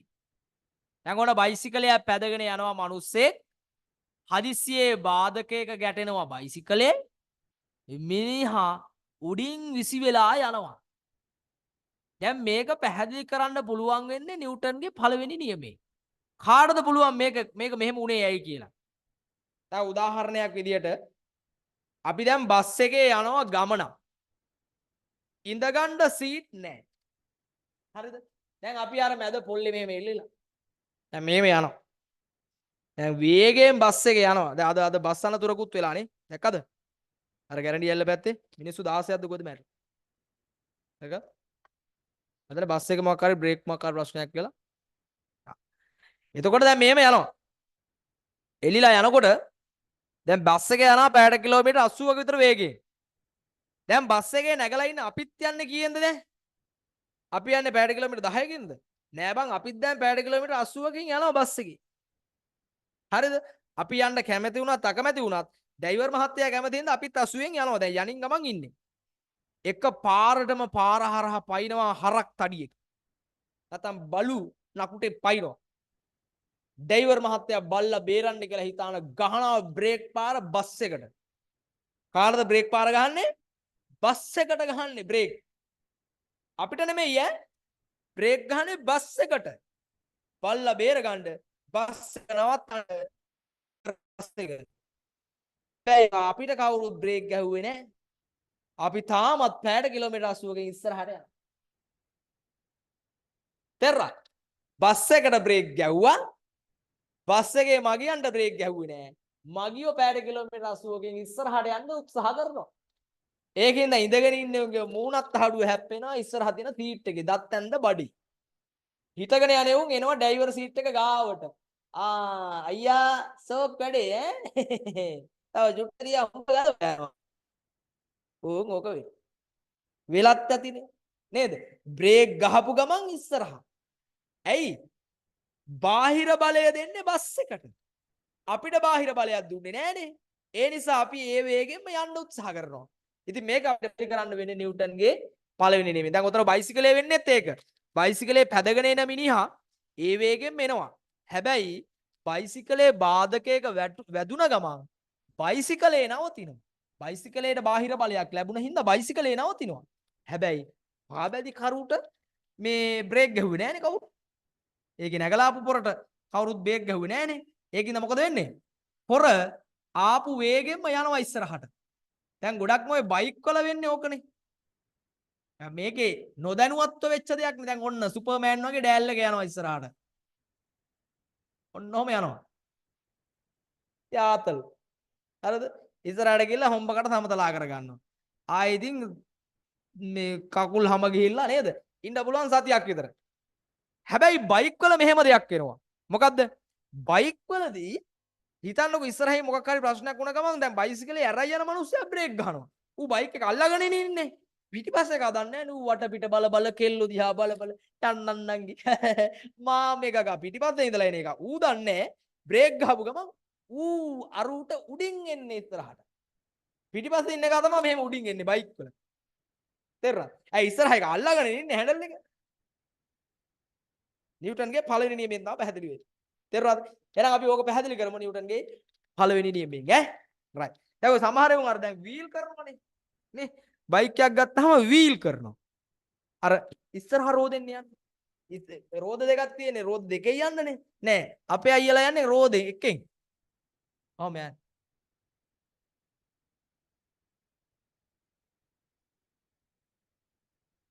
ආ මෑන් දැන් ඕක හෙට එහෙම බලා ගන්න පුළුවන් ඈ. පාරේ එහෙම බුදු අම්මේ විඳින දුක.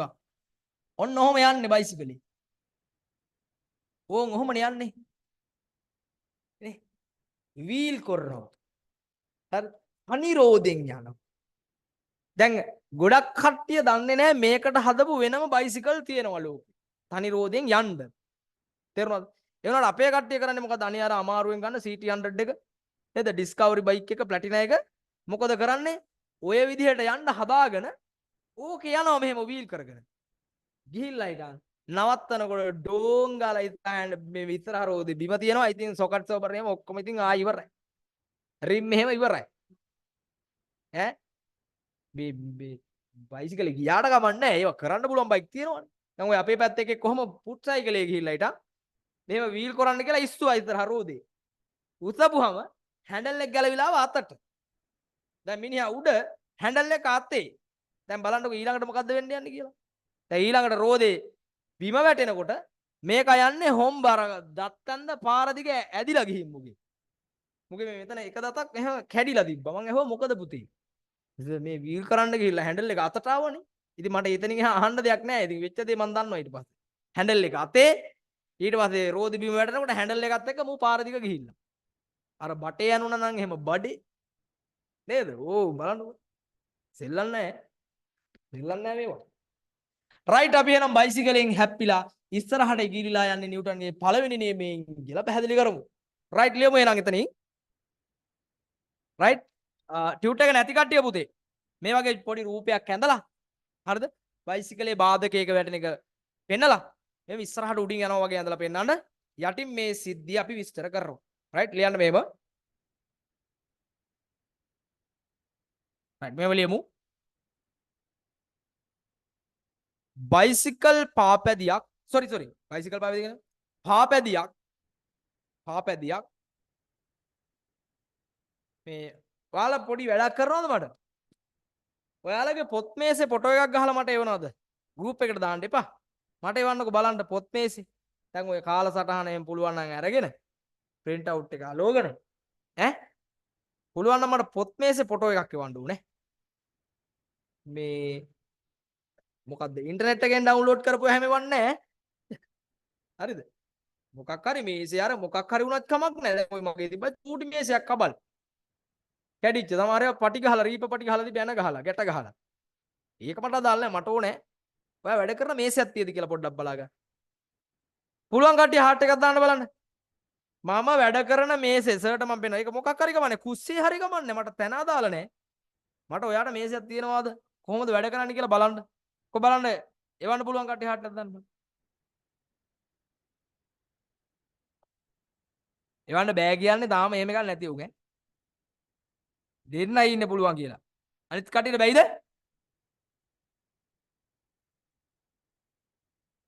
බැයිද?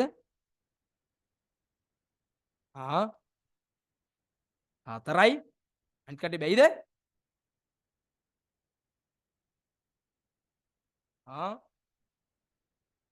බලමු ඈ. අද එවන්න උනේ. පොත් මේසෙ ලස්සනට හදලා පොත් ටික ලස්සනට වෙන් කරලා දැන් ආවර්තාවක් එහෙම ගහලා තියෙන්න ඕනේ. කාලසටහන ගහලා තියෙන්න ඕනේ. වැඩ කරන මිනිස්සෙගේ ලස්සන මේසයක් තියෙන්න ඕනේ. හරි. බලමු කී දෙනෙක් කියවනවද කියලා.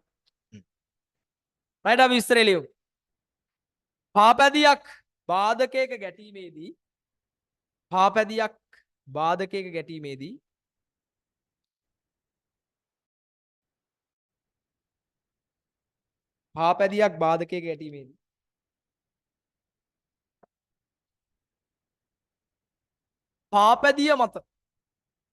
පාපැදිය මත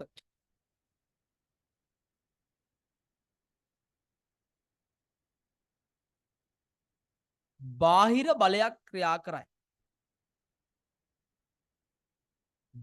බලයක් ක්‍රියා කරයි.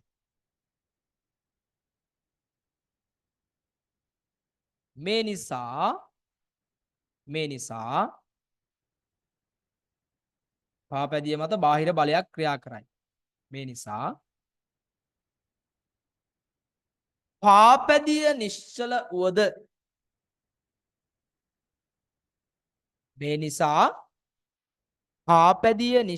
වුවද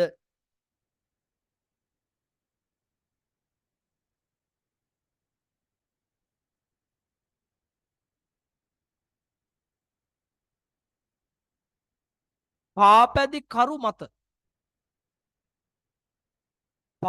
කරු මත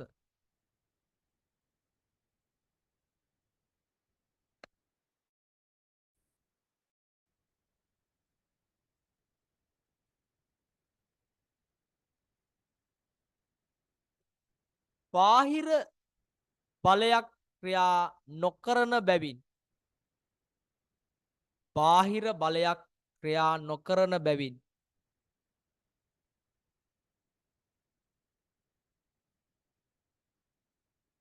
බාහිර බලයක් ක්‍රියා නොකරන බැවින්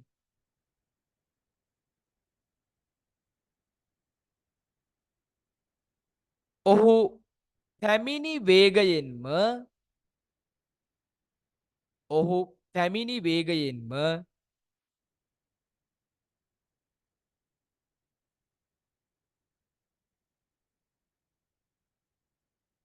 ඉදිරියට ගමන් කරයි. ඔහු පැමිණි වේගයෙන්ම ඉදිරියට ගමන් කරයි. හරි. දැන් ඔන්න අපි නිව්ටන්ගේ පළවෙනි නියමයෙන් පැහැදිලි කරා මේ අවස්ථා දෙකක්. රයිට්? දැන් මම ඔයාලට ප්‍රශ්නයක් දෙනවා පැහැදිලි කරන්න. ඔයාලගේ දැන් වචන වලින් කොහොමද මේක උනේ කියලා නිව්ටන්ගේ පළවෙනි නියමයේ යොදාගෙන විස්තර කරන්න ඕනේ. හරිද? දැන් උදාහරණයක් විදියට බස් එකක් නවත්තලා තියෙද්දි බස් එකේ හිටගෙන ඉන්නවා කියන්නකො මෙහෙම. ඉඳ ගන්න තැනක් නැහැ. බස් එකේ සීට් එකක් අල්ලගෙන මෙහෙම ඉන්නවා. එකක් කොහම මේ ගෙලිලා ඉන්නවා. ඉන්නකොට බස් එක අද්දන මොහොත තියෙනව නේද? බස් එක අද්දනකොට අපි පිටිපස්සට තල්ලු වෙනවා. පස්සට බලන්න කල්පනා කරලා බලන්නකෝ. බස් එක ඉස්සරහට යනකොට අපි ඔහොම පිටිපස්සට තල්ලු වෙනවා. බස් එක නවත්වනකොට ඉස්සරහට තල්ලු වෙනවා. මගේ ප්‍රශ්නේ ඉස්සරහට තල්ලු වෙන එක නෙමෙයි අපි කතා කරන්නේ. බස් එක අද්දනකොට අපි පිටුපසට තල්ලු වෙන්නේ ඇයි? බස් එක අද්දනකොට අපි පිටුපසට මගින් බසේ පිටුපසට තල්ලු වෙලා යන්නේ ඇයි? ඒක තමයි මගේ ප්‍රශ්නේ. ඔන්න බෝඩ් එකේ දාන්නම් මම. මේක නිව්ටන්ගේ පළවෙනි නියමයෙන් තමයි පැහැදිලි කරන්නේ. මම මේක කෙලින්ම කියනවා. මම පුතාලා ඒක පැහැදිලි කරලා දෙන්න බලන්න. මම විනාඩි 5ක් දෙන්න ලියන්න බෝඩ් එකේ මම ප්‍රශ්න දානවා. බසයක් එමත් නැත්නම් වාහනයක් බසයක් කියලා ගමුකෝ. බසයක් ඉදිරියට චලනය වීමේදී ඒ කියන්නේ පුතේ හැම වෙලේම නෙමෙයි ඈ නවත්තලා තිබිලා ඉස්සරහට යන්න පටන් ගද්දි. ඒක මම මේ කියන්නේ නැතු මේ හැම වෙලේම ඉස්සරහට යද්දී පිටිපස්සට තල්ලු වෙන්නේ නැහැ. බසයක් ඉදිරියට චලනය වීමේදී එහි සිටින මගීන්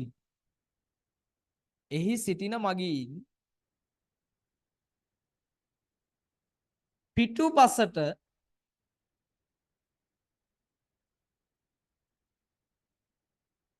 තල්ලු වීම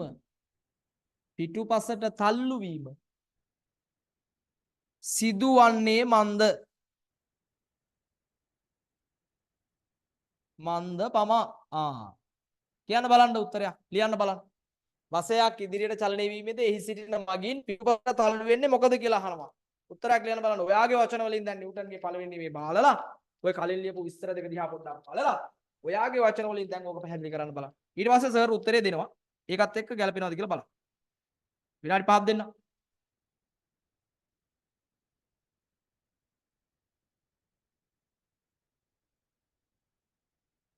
මේක තිබ්බා මේ මොකද්ද මේ? මේ තියෙන්නේ. ඔන්න මම ස්ටොප් වොච් එක දානවා.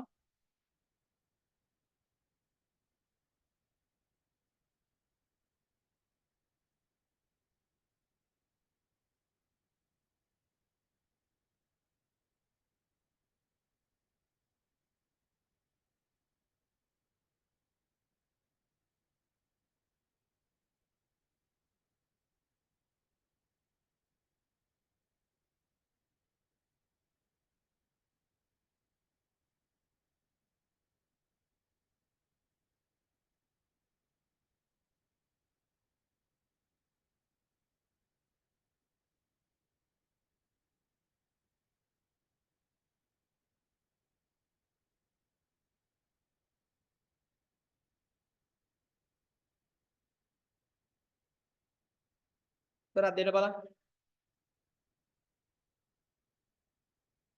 මම අවස්ථාව දෙනවා කැමති කෙනෙකුට පැහැදිලි කරන්න. එහෙම කැමති කෙනෙක් ඉන්නවනම් කෙල්ලෙක් ඉන්නවනම් අපිට එකේ කතා කරන්න පුළුවන්. කෙනෙක් ඉන්නවනම් මම අවස්ථාව දෙන්නම් කියන්න. පැහැදිලි කරන්න. ක්ලිප් එක. වැරදුනොත් හරියට කමක් අපි තව ඉගෙන ගන්නනේ.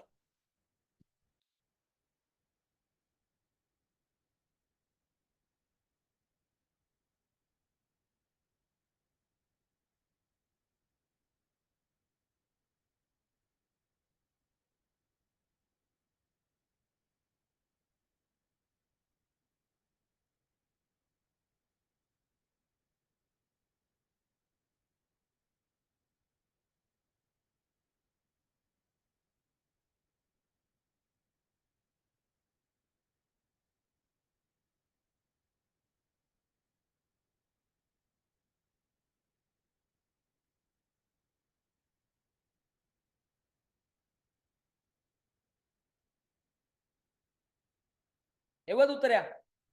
කොහොමද WhatsApp දෙව්වේ? මේකටම දෙව්වේ.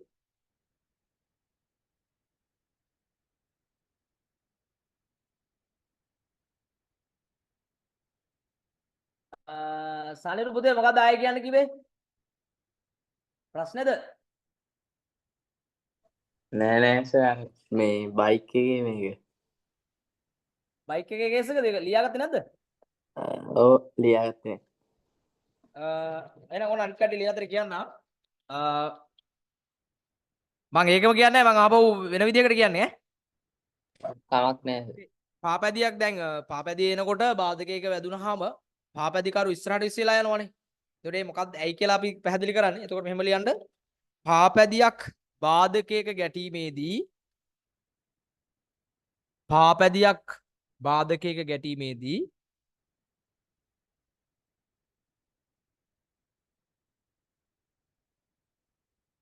පාපැදිය මත පමණක්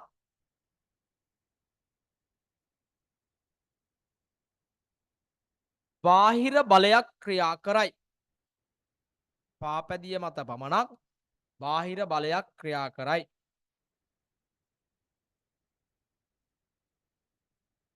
නමුත්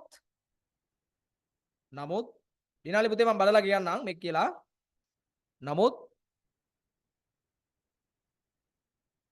පාපැදිකරු මත බාහිර බලයක්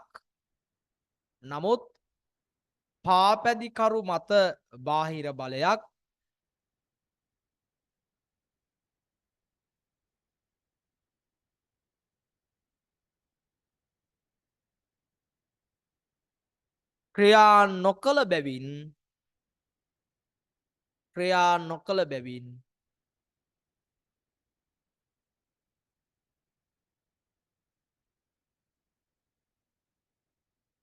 නොකළ බැවින්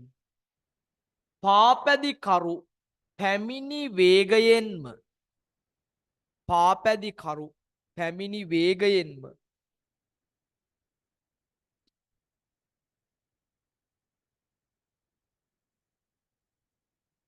ඉදිරියට ගමන් කිරීමට උත්සාහ කරයි. පාපැදිකරු පැමිණි වේගයෙන්ම ඉදිරියට ගමන් කිරීමට උත්සාහ කරයි. හරිනේ? right. දැන් ඔන්න ඩිනාලි උත්තරයක් කියවලා තියෙනවා.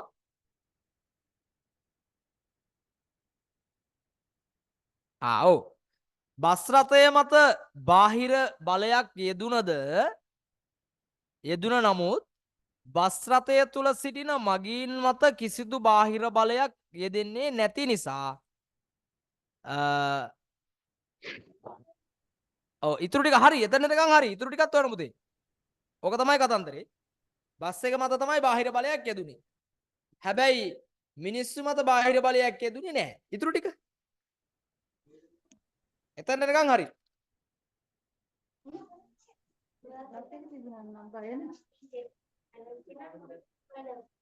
අවුරුදු උත්තරයක් කියනවද?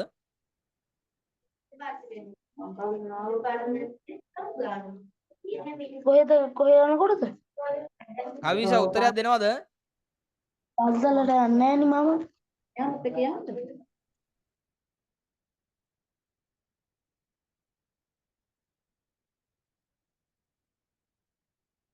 කවිෂා උත්තරයක් දෙනවද?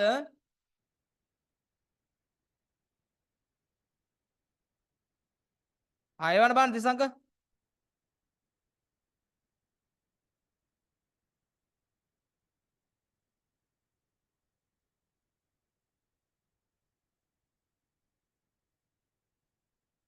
මිනිසුන් මත බාහිර බලයක් යෙදෙන්නේ නැති හින්දා ඒ කට්ටිය නිශ්චලතාවයෙම ඉන්න උත්සාහ කරනවා. දැන් අර කාසියට උනේ ඒකනේ.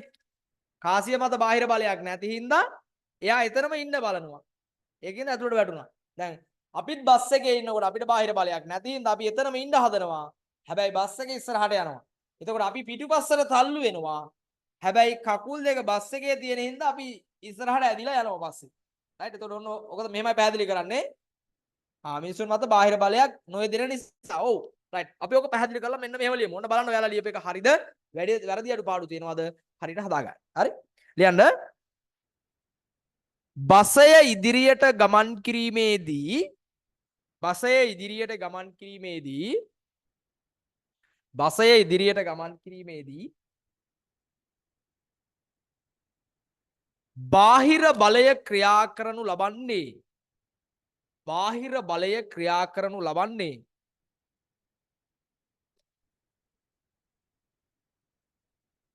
බස් රථය මත පමණි. බස් රථය මත පමණි. බසය ඉදිරියට ගමන් කිරීමේදී බාහිර බලය ක්‍රියා කරනු ලබන්නේ බස් රථය මත පමණි.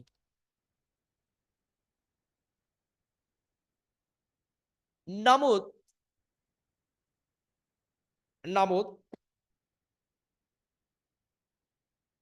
බසය තුල සිටින මගීන් මත බසය තුල සිටින මගීන් මත කිසිදු බාහිර බලයක් ක්‍රියා නොකරන බැවින් කිසිදු බාහිර බලයක් ක්‍රියා නොකරන බැවින්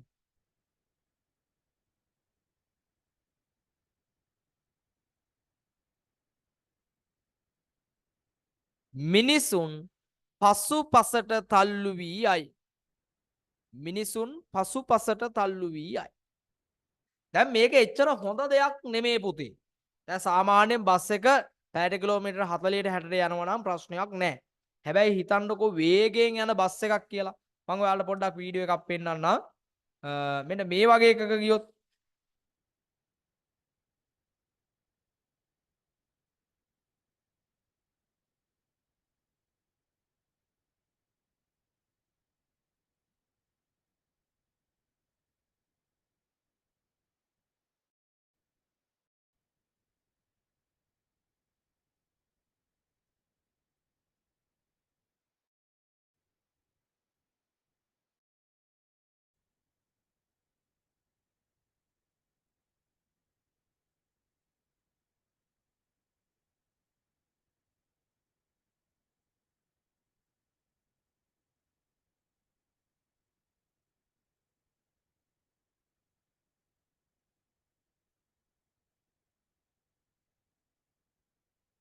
ඔය වේගයෙන් යන දුම්රිය සේවාවල් එහෙම තියෙනවා ජපානයේ එහෙම.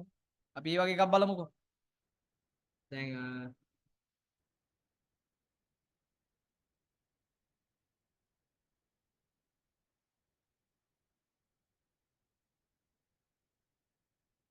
බුලට් ට්‍රේන් සීකන්සන් එහෙම කියලා ඔය ජපානයේ තියෙනවා වේගයෙන් යන කෝච්චි జాතියක් පැයට කිලෝමීටර් 300 ක විතර වේගයක්.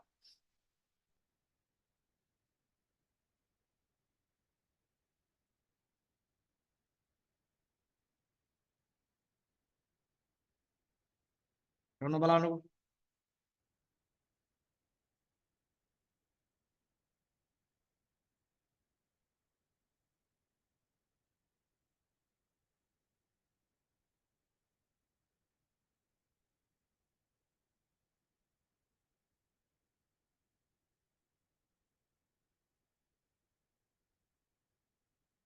ෂෙයා වෙනවද?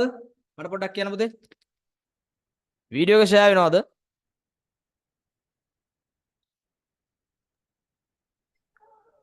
ඔව්ද? ඔව් සර්.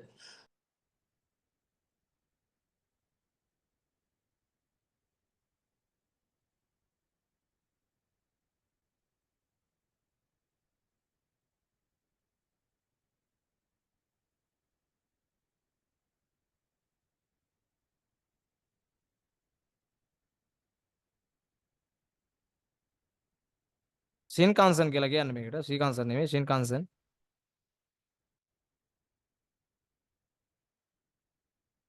සාමාන්‍යයෙන් 60000ක් විතර වෙනවා මේකේ ටිකට් එකක් මේ කෝච්චියේ. අනිකර ඉතින් ප්ලේන් එකක් වගේ තමයි.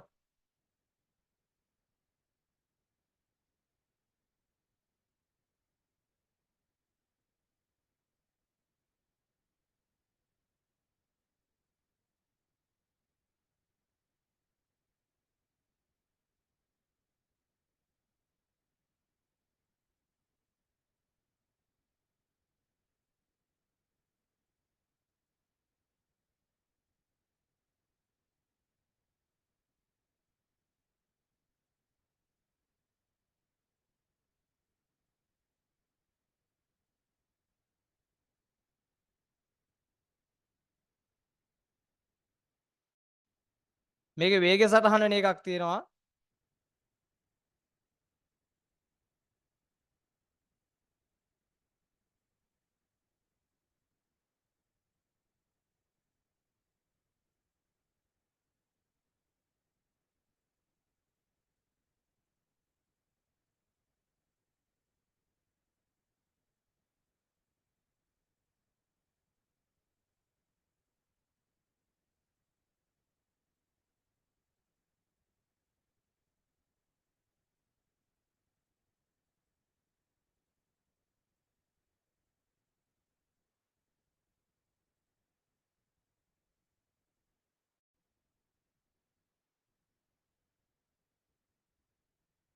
අයිබෝන්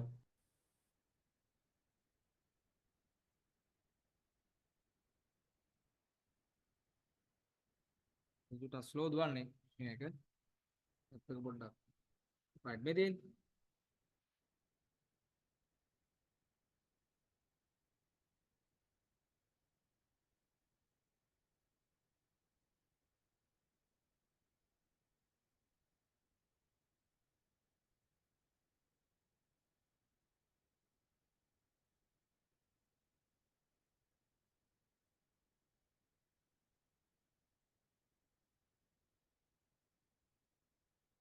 පැයට කිලෝමීටර් 504ක වේගයකින් යනවා.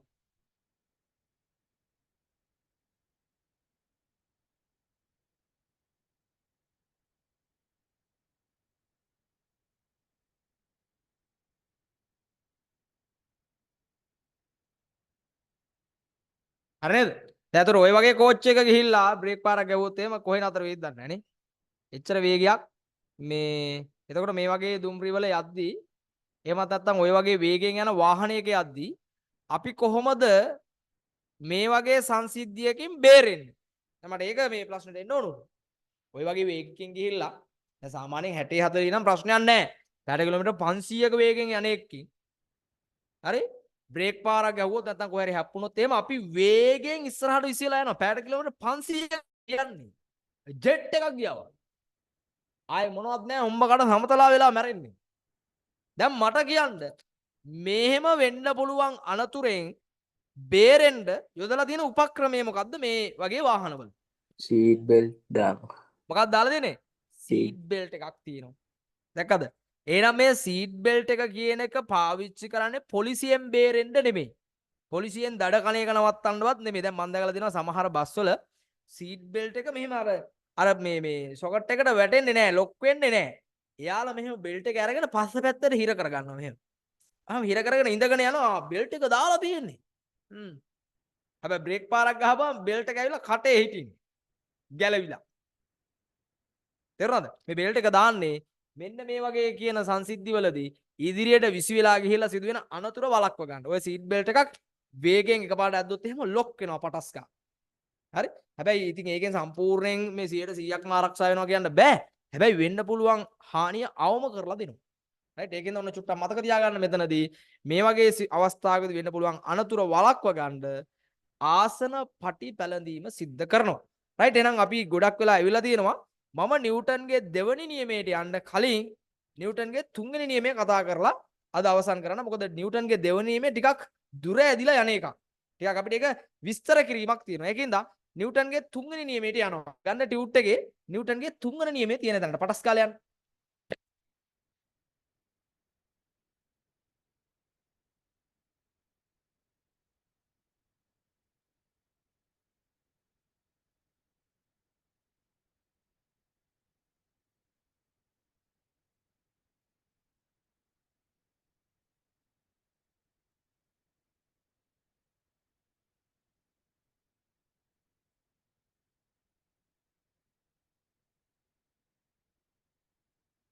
හරි. නිව්ටන්ගේ තුන්වෙනි නියමයේ උගන්වද්දී සර් දුවලා ගිහලා බැලුම් බෝලයක් අරන් ආවා. හරිද? දැන් මේ බැලුම් බෝලය පුම්බලා තියෙන්නේ. මේක ඇතුලේ වාතය පුරවලා තියෙන්නේ. හරි. දැන් සර් මේ බැලුම් බෝලය අත අරින්න යන්නේ. හොඳට බලා ගන්න. නිව්ටන්ගේ තුන්වෙනි නියමයේ කියලා කලින් අපි පොඩි ප්‍රැක්ටිකල් එකක් මේ කරන්නේ. මේ හුලම් පුරවපු බැලුම් බෝලය සර් අත අරින්න යන්නේ. 1යි 2යි 3යි. බැලුම් බෝලේ උඩ ගිහිල්ලා බිම. අපි තව පාරක් බලමු.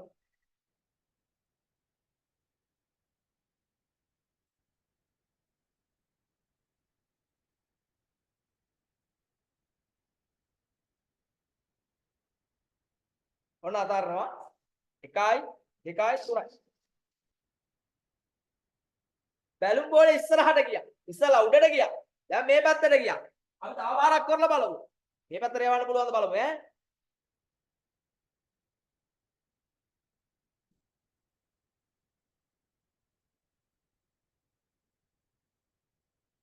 එකයි 2යි 3යි. බැලුම් බෝලේ ගියා. කොහොමද මේ? බැලුම් බෝලේ කොහොමද ඉස්සරහට යන්නේ? බැලුම් බෝලේ කොහොමද උඩට යන්නේ? මේක නිව්ටන් එයාගේ නියම වලින් පැහැදිලි කරලා තියෙනවා. ඔය බලා ගන්නකො එහෙනම් ඈ. දැන් මේ කියලා දෙන්න යන්නේ නිව්ටන්ගේ තුන්වෙනි නියමය. මම දැන් චූටි බැලුම් බෝලයක් අඳින්නම්. මේ තියෙනවා අපි ඔය ගත්ත බැලුම් බෝලේ. ඒකේ හුලම් පුරවලා තියෙන්නේ පුතා. මොනවද පුරවලා තියෙන්නේ? හුලම්. මේ තියෙන්නේ ඒක ඇතුලේ තියෙන වාතාංශු. ඔයාලා දන්නවා බැලුම් බෝලේ හදලා තියෙන රබර් වලින්නේ. බැලුම් බෝලේ හදලා තියෙන රබර් වලින්නේ. ඒ නිසා මේක ඇතුලේ වාතය පීඩණයට ලක් වෙලා තියෙන්නේ. තෙරපිලා තියෙන්නේ. තද වෙලා තියෙන්නේ. හැබැයි මේ වාතය තද වුණා කියලා පිට වෙන්න තැනක් නැහැ. තියෙන්නේ එකම එක ස්ථානයයි. මෙන්න මේ සිදුර. ඒ හින්දා බැලුම් බෝලේ කටමම අතෑරපු විගස සැනෙන් ඒ ඇතුලේ තියෙන වාතය වේගයෙන් මෙතනින් එළියට එනවා. වේගයෙන් එළියට එනවා. මෙහෙම. වේගෙන් එළියට එනවා. මේක ඔයාලා දන්නවා. බැලුම් බෝලයක් පුම්බ ඉඳලා අතෑරුනහම මේ අත්දැකීම ඔයාලා දන්නවා. මෙහෙම. දැන් අතෑරපුවා මේ හුලම්පාර. දැක්කද? කෙලක් තියෙනවා. සමහරට කෙලක් තියෙනවා නේද? කියලා අමතක කරන්නකෝ. හුලම්පාර තමයි වැදගත් වෙන්නේ. මේ හුලං වේගයෙන් එළියට එනකොට ඒක බලයක් විදිහට ක්‍රියා කරනවා පුතේ. දැක්කද? මෙතනින් මේ එළියට වේගයෙන් එන හුලම් පාර බාහිරට ක්‍රියා කරන බලයක්. බාහිරට ක්‍රියා කරන බලයක්. තේරුණාද? මේ බලය ක්‍රියාත්මක වෙන්නේ මේ බාහිර තියෙන වායු ගෝලය මත. දැන් මෙතන මේ වාතය තියෙනවනේ. ඒ වාතය මත තමයි මේ ඇතුලේ ඉඳලා එන වාතය ක්‍රියා කරන්නේ. ඒක බලයක්. මෙතනදී අපි ඔය බලයට නමක් දෙනවා. ක්‍රියාව. මොකද්ද පුතේ කියන්නේ ඒකට? ක්‍රියාව. ඉංග්‍රීසියෙන් කියනවා ඇක්ෂන් එක. තේරුණාද? දැන් අපේ මේ ඉන්න මේ සබාදහමේ මෙන්න මෙහෙම දෙයක් තියෙනවා. ඕනෑම දෙයකට ප්‍රතික්‍රියාවක් තියෙනවා. තේරුණාද? අපි කර ඕනෑම දෙයකට ප්‍රතික්‍රියාවක් තියෙනවා. මෙතනත් එහෙමයි. මෙතන මේ සිද්ධ වෙන ක්‍රියාවට මේ වටේ ඉන වායු ගෝලය මගින් ප්‍රතික්‍රියාවක් දක්වනවා. මොකද්ද දක්වන ප්‍රතික්‍රියාව? මේ බාහිර වායු ගෝලයට බැලුම් බෝලයේ තියෙන වාතය එළියට එන බලයට සමාන බලයක් බාහිර වායු ගෝලයෙන් පුතේ බැලුම් බෝලය මත ඇති කරනවා. මේ බලන්න. බැලුම් බෝලය මත ඇති කරනවා. ඒක ඇති වුණේ ක්‍රියාව හින්දා. අපි ඒකට ඒ හින්දා කියනවා මේ ක්‍රියාව හින්දා ඉහළට ඇති වුණ බලයට කියනවා ප්‍රතික්‍රියාව. ප්‍රතික්‍රියාව රියැක්ෂන් එක. මේක ඇක්ෂන් එක, මේක රියැක්ෂන් එක. එහෙනම් පැහැදිලි බැලුම් බෝලය උඩ යන්නේ මෙන්න මේ රියැක්ෂන් එක හින්දා. තේරුණාද පුතේ? අපි බැලුම් බෝලේ අතාරිනකොට ඇතුලේ තියෙන වාතය එළියට එනවා. ඒ හින්දා වායු ගෝලය මගින් රියැක්ෂන් එකක් ඇති කරනවා බැලුම් බෝලය මත. ඒ හින්දා බැලුම් බෝලය ඉහළ යනවා. තේරුණා නේද වැඩේ? දැන් ඔන්න මම අර පටන් ගද්දිම පාඩම ඔයාලට කාලතුවක්කුවක් පෙන්වුවා. මතකද? මම දැන් ඒක ආයෙ පෙන්නන්නම්. කාලතුවක්කු සීන් එක. මේ තියෙන්නේ. ඔම් බලන්නකෝ ඒක. මෙතන වෙන්නේත් ඒ වගේම දෙයක්. ප්ලේ කරලා ගන්නවා. ඔන්න ආයෙත් බලන්න.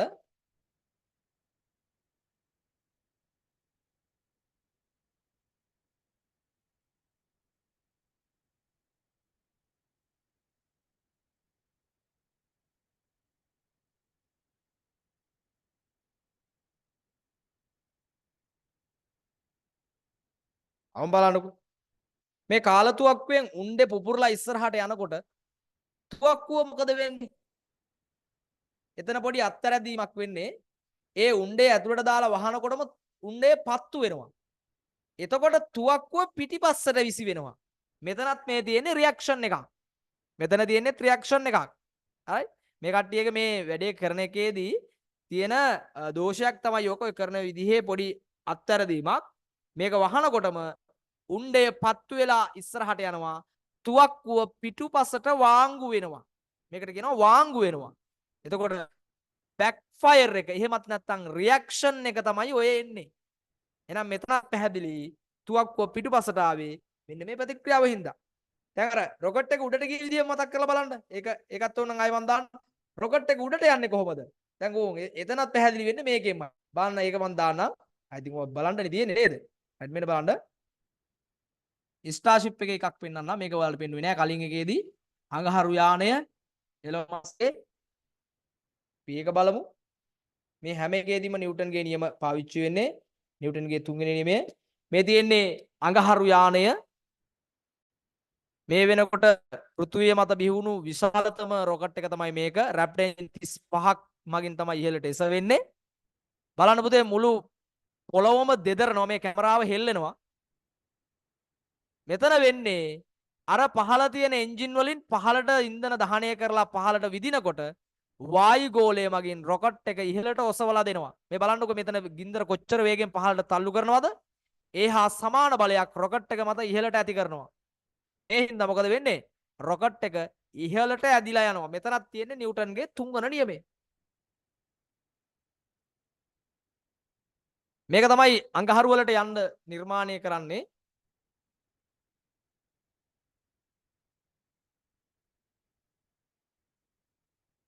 සාමාන්‍යයෙන් තට්ටු 25ක විතර උස බිල්ඩින් එකක් තරම් විශාලයි මේ රොකට් එක. අපි හිතනවට වඩා ගොඩාක් විශාල රොකට් එකක්. මේක ඔය සිද්ධ වෙන්නේ බූස්ටර් එක වෙන් වෙනවා. යටින් තිබ්බේ ඉන්ධන ගෙන යන ඉහළට අරන් යන්න ගියපු මේ කොටස. ඒක ගැලවිලා නැවත පෘථුවියට එනවා. උඩින් තිබ්බ කොටස විතරයි අභ්‍යවකාශයට යන්නේ. මේ තියෙන අභ්‍යවකාශයට ගිය කොටස. අනිත් කොටස පෘථුවියට යනවා. ගිස්සති මම ඔයාලට ඒ වගේ වීඩියෝ එකක් පෙන්නුවානේ. මේ තියෙන යාළගේ ස්ටාර්ෂිප් මෙහෙයුම.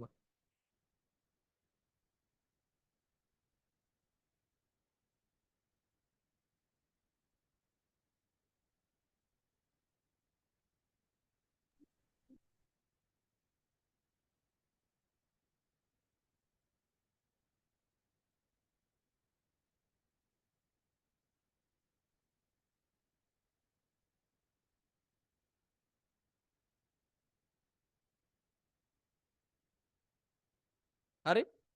එතකොට පුතේ මේ හැම එකේදීම බලන්න මේ රොකට් එක ඉහළට එසවෙන්න අපි ක්‍රියාවක් කරන්න ඕනේ. හරි? ක්‍රියාවක් කරන්න ඕනේ. ඒකින්ද නිව්ටන්ගේ තුන්වෙනි නියමයෙන් කියන්නේ මෙන්න මෙච්චරයි. අපි සිදු කරන ඕනෑම ක්‍රියාවකට දිශාවෙන් ප්‍රතිවිරුද්ධ වූ විශාලත්වයෙන් සමාන වූ ප්‍රතික්‍රියාවක් තියෙනවා. පැහැදිලිද? ඔන්න නිව්ටන්ගේ තුන්වෙනි නියමය නම් සෑම ක්‍රියාවකටම විශාලත්වයෙන් සමාන වූ දිශාවෙන් ප්‍රතිවිරුද්ධ වූ ප්‍රතික්‍රියාවක් ඇත. රතු බෑනේ ලියමු නිව්ටන්ගේ තුන්වෙනි නියමය. ටියුට් එකේ තියෙන කට්ටිය ටියුට් එකේ තුන්වෙනි නියමය කියන තැන පුතේ කොටුව ඇතුලේ ලියමු. ලියන්න මෙහෙම. හරි ලේසි කොටසක් ඒක. ලියන්න. සෑම ක්‍රියාවකටම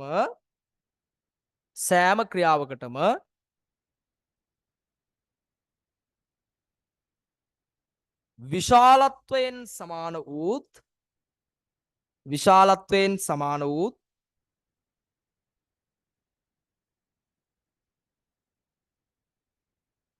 සෑම ක්‍රියාවකටම විශාලත්වයෙන් සමාන වූ දිශාවෙන් ප්‍රතිවිරුද්ධ වූ දිශාවෙන් ප්‍රතිවිරුද්ධ වූ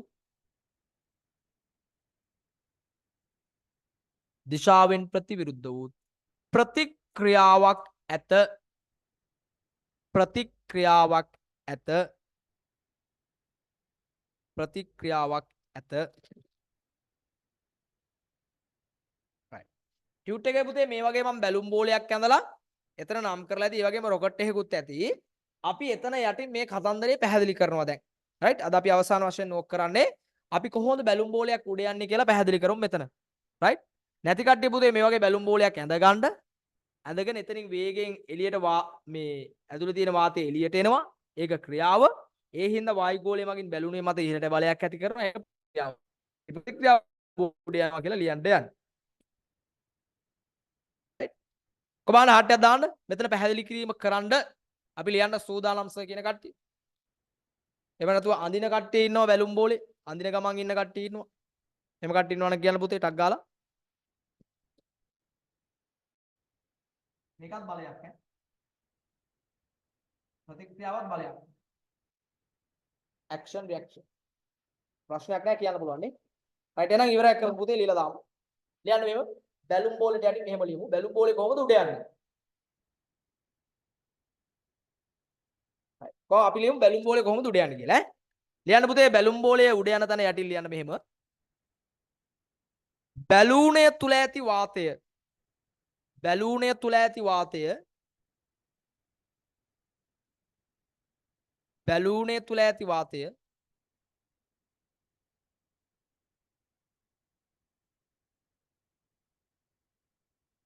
බැලූනය තුල ඇති වාතය වේගයෙන් ඉවතට පැමිණෙන විට බැලූනය තුල ඇති වාතය වේගයෙන් ඉවතට පැමිණෙන විට වේගයෙන්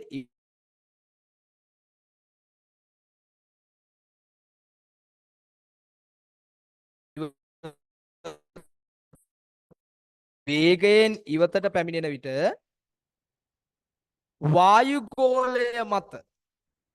වායුගෝලය මත වේගයෙන් ඉවතට පැමිණෙන විට වායුගෝලය මත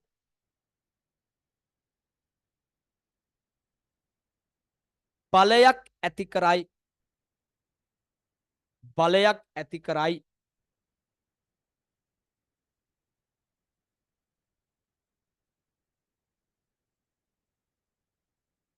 මේ නිසා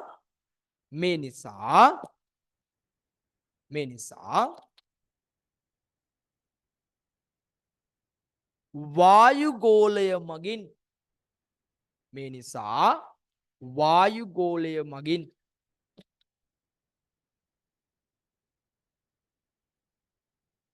බැලූනය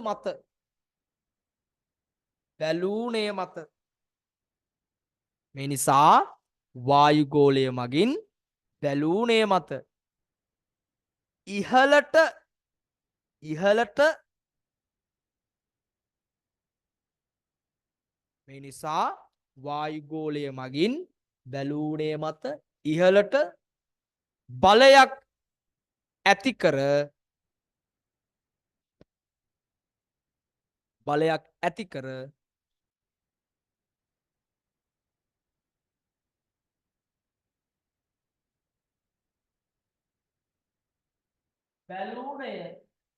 බැලූනය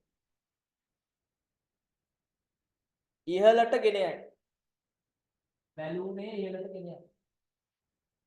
දැන් අපි බලමු අහස් කුරක් කොහොමද උඩ යන්නේ? අහස් කුරක් උඩ යන්නේත් ඔය විදිහටමයි නේද? අර අහස් කුර කියන්නේ වේගයෙන් ගිනි අරගෙන එළියට එනකොට ඒ එළියට එන ගින්දර වායුගෝලය මත ක්‍රියාවක් කරනවා. ඒ නිසා වායුගෝලය වගේ අහස් කුර මත ප්‍රතික්‍රියාවක් ඇති කරනවා. ඒ හින්දා ප්‍රතික්‍රියාවේ බලයෙන් හින්දා අහස් කුර වේගයෙන් ඉහළට ඇදගෙන අරයි යනවා. හැබැයි ඉතින් ඕක කෙලින් ඉස්සරහට අරයි යන්න ඉරට්ට තමයි වැදගත් වෙන්නේ. ඒකින්ද ඔය කඩේ තියෙන ඉරටු ඇද වෙලා හැමදින් එහෙම අහස් කුර අල්ලපු ගෙදරට යන්නේ. ඕ යන්නේ. උඩ යන්නේ ඕම යන්නේ. ඒකෙන්ද සැලකිලිමත් වෙන්න අහස් පූර්ය යනකොට මේ ඉරට්ට හෙලින් තියෙන්න ඕනේ. ඇද වෙලා තියෙනවනම් ඒ කැල කඩලා දාන්න. හරි? මේක ටර්න් එකක් ගන්නවා. එතන දිනක් තව ටිකක් බල ගූරනවා මනන් ටිකක් එනවා. ඒ වගේම රොකට් එකක් උඩ යන්නෙත් එහෙනම් ওই විදිහට. පැහැදිලි. රොකට් එකක් උඩ යන්නෙත් ওই විදිහට. ඉන්ධන දහණය වෙලා පහළට වේගයෙන් නිකුත් වෙන හින්දා මෙතනින් පහළට ක්‍රියාවක් එනවා. නේද? ක්‍රියාවක් එනවා. රොකට් එක උඩට යනවා. ප්‍රතික්‍රියාව වෙනවා. ඊළඟට අර තුවක්කුවකින් වෙඩි තියනකොට මොකද වෙන්නේ පුතා? තුවක්කුවෙන් වෙඩි තියනකොට මොකද වෙන්නේ? ටෝ. මොකද වෙන්නේ? තුවක්කුව වාංගු වෙනවා. ටෝ දාලා වෙඩි තියනකොට උන්නේ ඉස්සරහට වේගෙන් යනවා. තුවක්කුව පිටුපස්සට වාංගු වෙනවා. මෙතනක් තියෙන ක්‍රියාව සහ ප්‍රතික්‍රියාව. right? බෝට්ටුවේ අපි කොහොමද යන්නේ? බෝට්ටුව හබල් ගන්නකොට අපි බෝට්ටුවෙන් වතුර පිටුපසට තල්ලු කරනකොට වතුරෙන් බෝට්ටුව ඉස්සරහට තල්ලු කරනවා. දැක්කද? අපි මෙහෙම හබල ගහනකොට බෝට්ටුව ඉස්සරහට යනවා. හේතුව අපි වතුර මත බලයක් දෙනවා. වතුර බෝට්ටුව මත බලයක් දෙනවා. අපි ඉස්සරහට යනවා. පැහැදිලිද? ඔන්න ඕක ඔය හැම අවස්ථාවකදීම එතකොට ක්‍රියාත්මක වෙන්නේ නිව්ටන්ගේ තුන්වෙනි නියමය. හරි? අපි එහෙනම් ඔන්න නිව්ටන්ගේ නියම අද දෙකක් ඉගෙන ගත්තා. මෙතනදී පැහැදිලි වෙන්න ඇති පුතේ. නිව්ටන් නියම වලදී හැම වෙලෙම කරන්නේ අපි අවස්ථා පැහැදිලි කිරීම. දෙවෙනි එකේදී තමයි චූටි ගණන් ටිකක් තියෙන. ඒකෙන්ද අපි ඔන්න ඒක ලබන සතියේට තියාගත්තා. කියන්න බලන්න එහෙනම් නිව්ටන්ගේ පළවෙනි නියමයේ ගෙදරටත් ඇහෙන්න කලින් අපි ක්ලාස් එක නවත්තන්න කලින් මොකද්ද නිව්ටන්ගේ පළවෙනි නියමය? යම්කිසි වස්තුවක් මත බාහිර අසන්තුලිත බලයක් යෙදෙන තාක් වස්තුව නිශ්චලතාවයේ පවතී. එසේ නොවන විට ඒකාකාර ප්‍රවේගයෙන් චලනය වෙනවා නම් එයා ඒකාකාර ප්‍රවේගයෙන් චලනය වෙමින් පවතී. හරි? බලන්න ගැලපෙනවද කියලා. මොකද්ද නිව්ටන්ගේ තුන්වෙනි නියමය? නිව්ටන්ගේ තුන්වෙනි නියමය සෑම ක්‍රියාවකටම දිශාවෙන් ප්‍රතිවිරුද්ධ වූ විශාලත්වයෙන් සමාන වූ ප්‍රතික්‍රියාවක් ඇත. right? එහෙනම් අය පුතාලා ඔය නියම දෙක පාඩම් කරලා තියාගන්න. අවස්ථා පැහැදිලි කිරීම ටික ගලපලා මතක් කරලා තියාගන්න. ඒ වගේම ඔන්න අද සර් කාලසටහනක් හඳුන්වලා දුන්නා. right? ඒක පුළුවන් ඔක්කොමලා print අරගෙන තමන්ගේ පොත් මේසෙ ඉස්සරහා මේක ගහගෙන සතියෙන් සතිය අප්ඩේට් කර කර මාස 3ක් කරගෙන යන්න ඕනේ. විභාගයට කලින් හරි? විභාගයට කලින් සූදානමක් ලෙස කරගෙන යන්න. ඊළඟට පුළුවන් ඔක්කොමලා සර්ට ෆොටෝ එකක් එවන්න මේසේ. අපි එහෙනම් ඔන්න අදට නවත්වනවා මෙතනින්. මම පුතාලා ටියුට් එකේ දීලා තියෙන අවස්ථා දෙක පැහැදිලි කරන්න කොහොමද රොකට් එකක් උඩ යන්නේ? කොහොමද තුවක්කුවක් වාංගු වෙන්නේ? හරි. එහෙනම් අදට ඔන්න ක්ලාස් එක නවත්වනවා. ප්‍රශ්න මොනවා හරි තියෙනවා නම් ගෲප් එකට දාන්න. අපි එහෙනම් ලබන සතියේ ඉරිදා හම්බෙමු. ඔක්කොම එහෙනම් සුබ රාත්‍රියක්. අයබෝවන්. ඉසක් එකට ඇවිදලා එන්න. අපි ලබන සතියේ ඉරිදා හම්බෙමු. එහෙනම් ඔක්කොම අයබෝවන්. තෙරුවන් සරණයි. Good night, sir. Good night.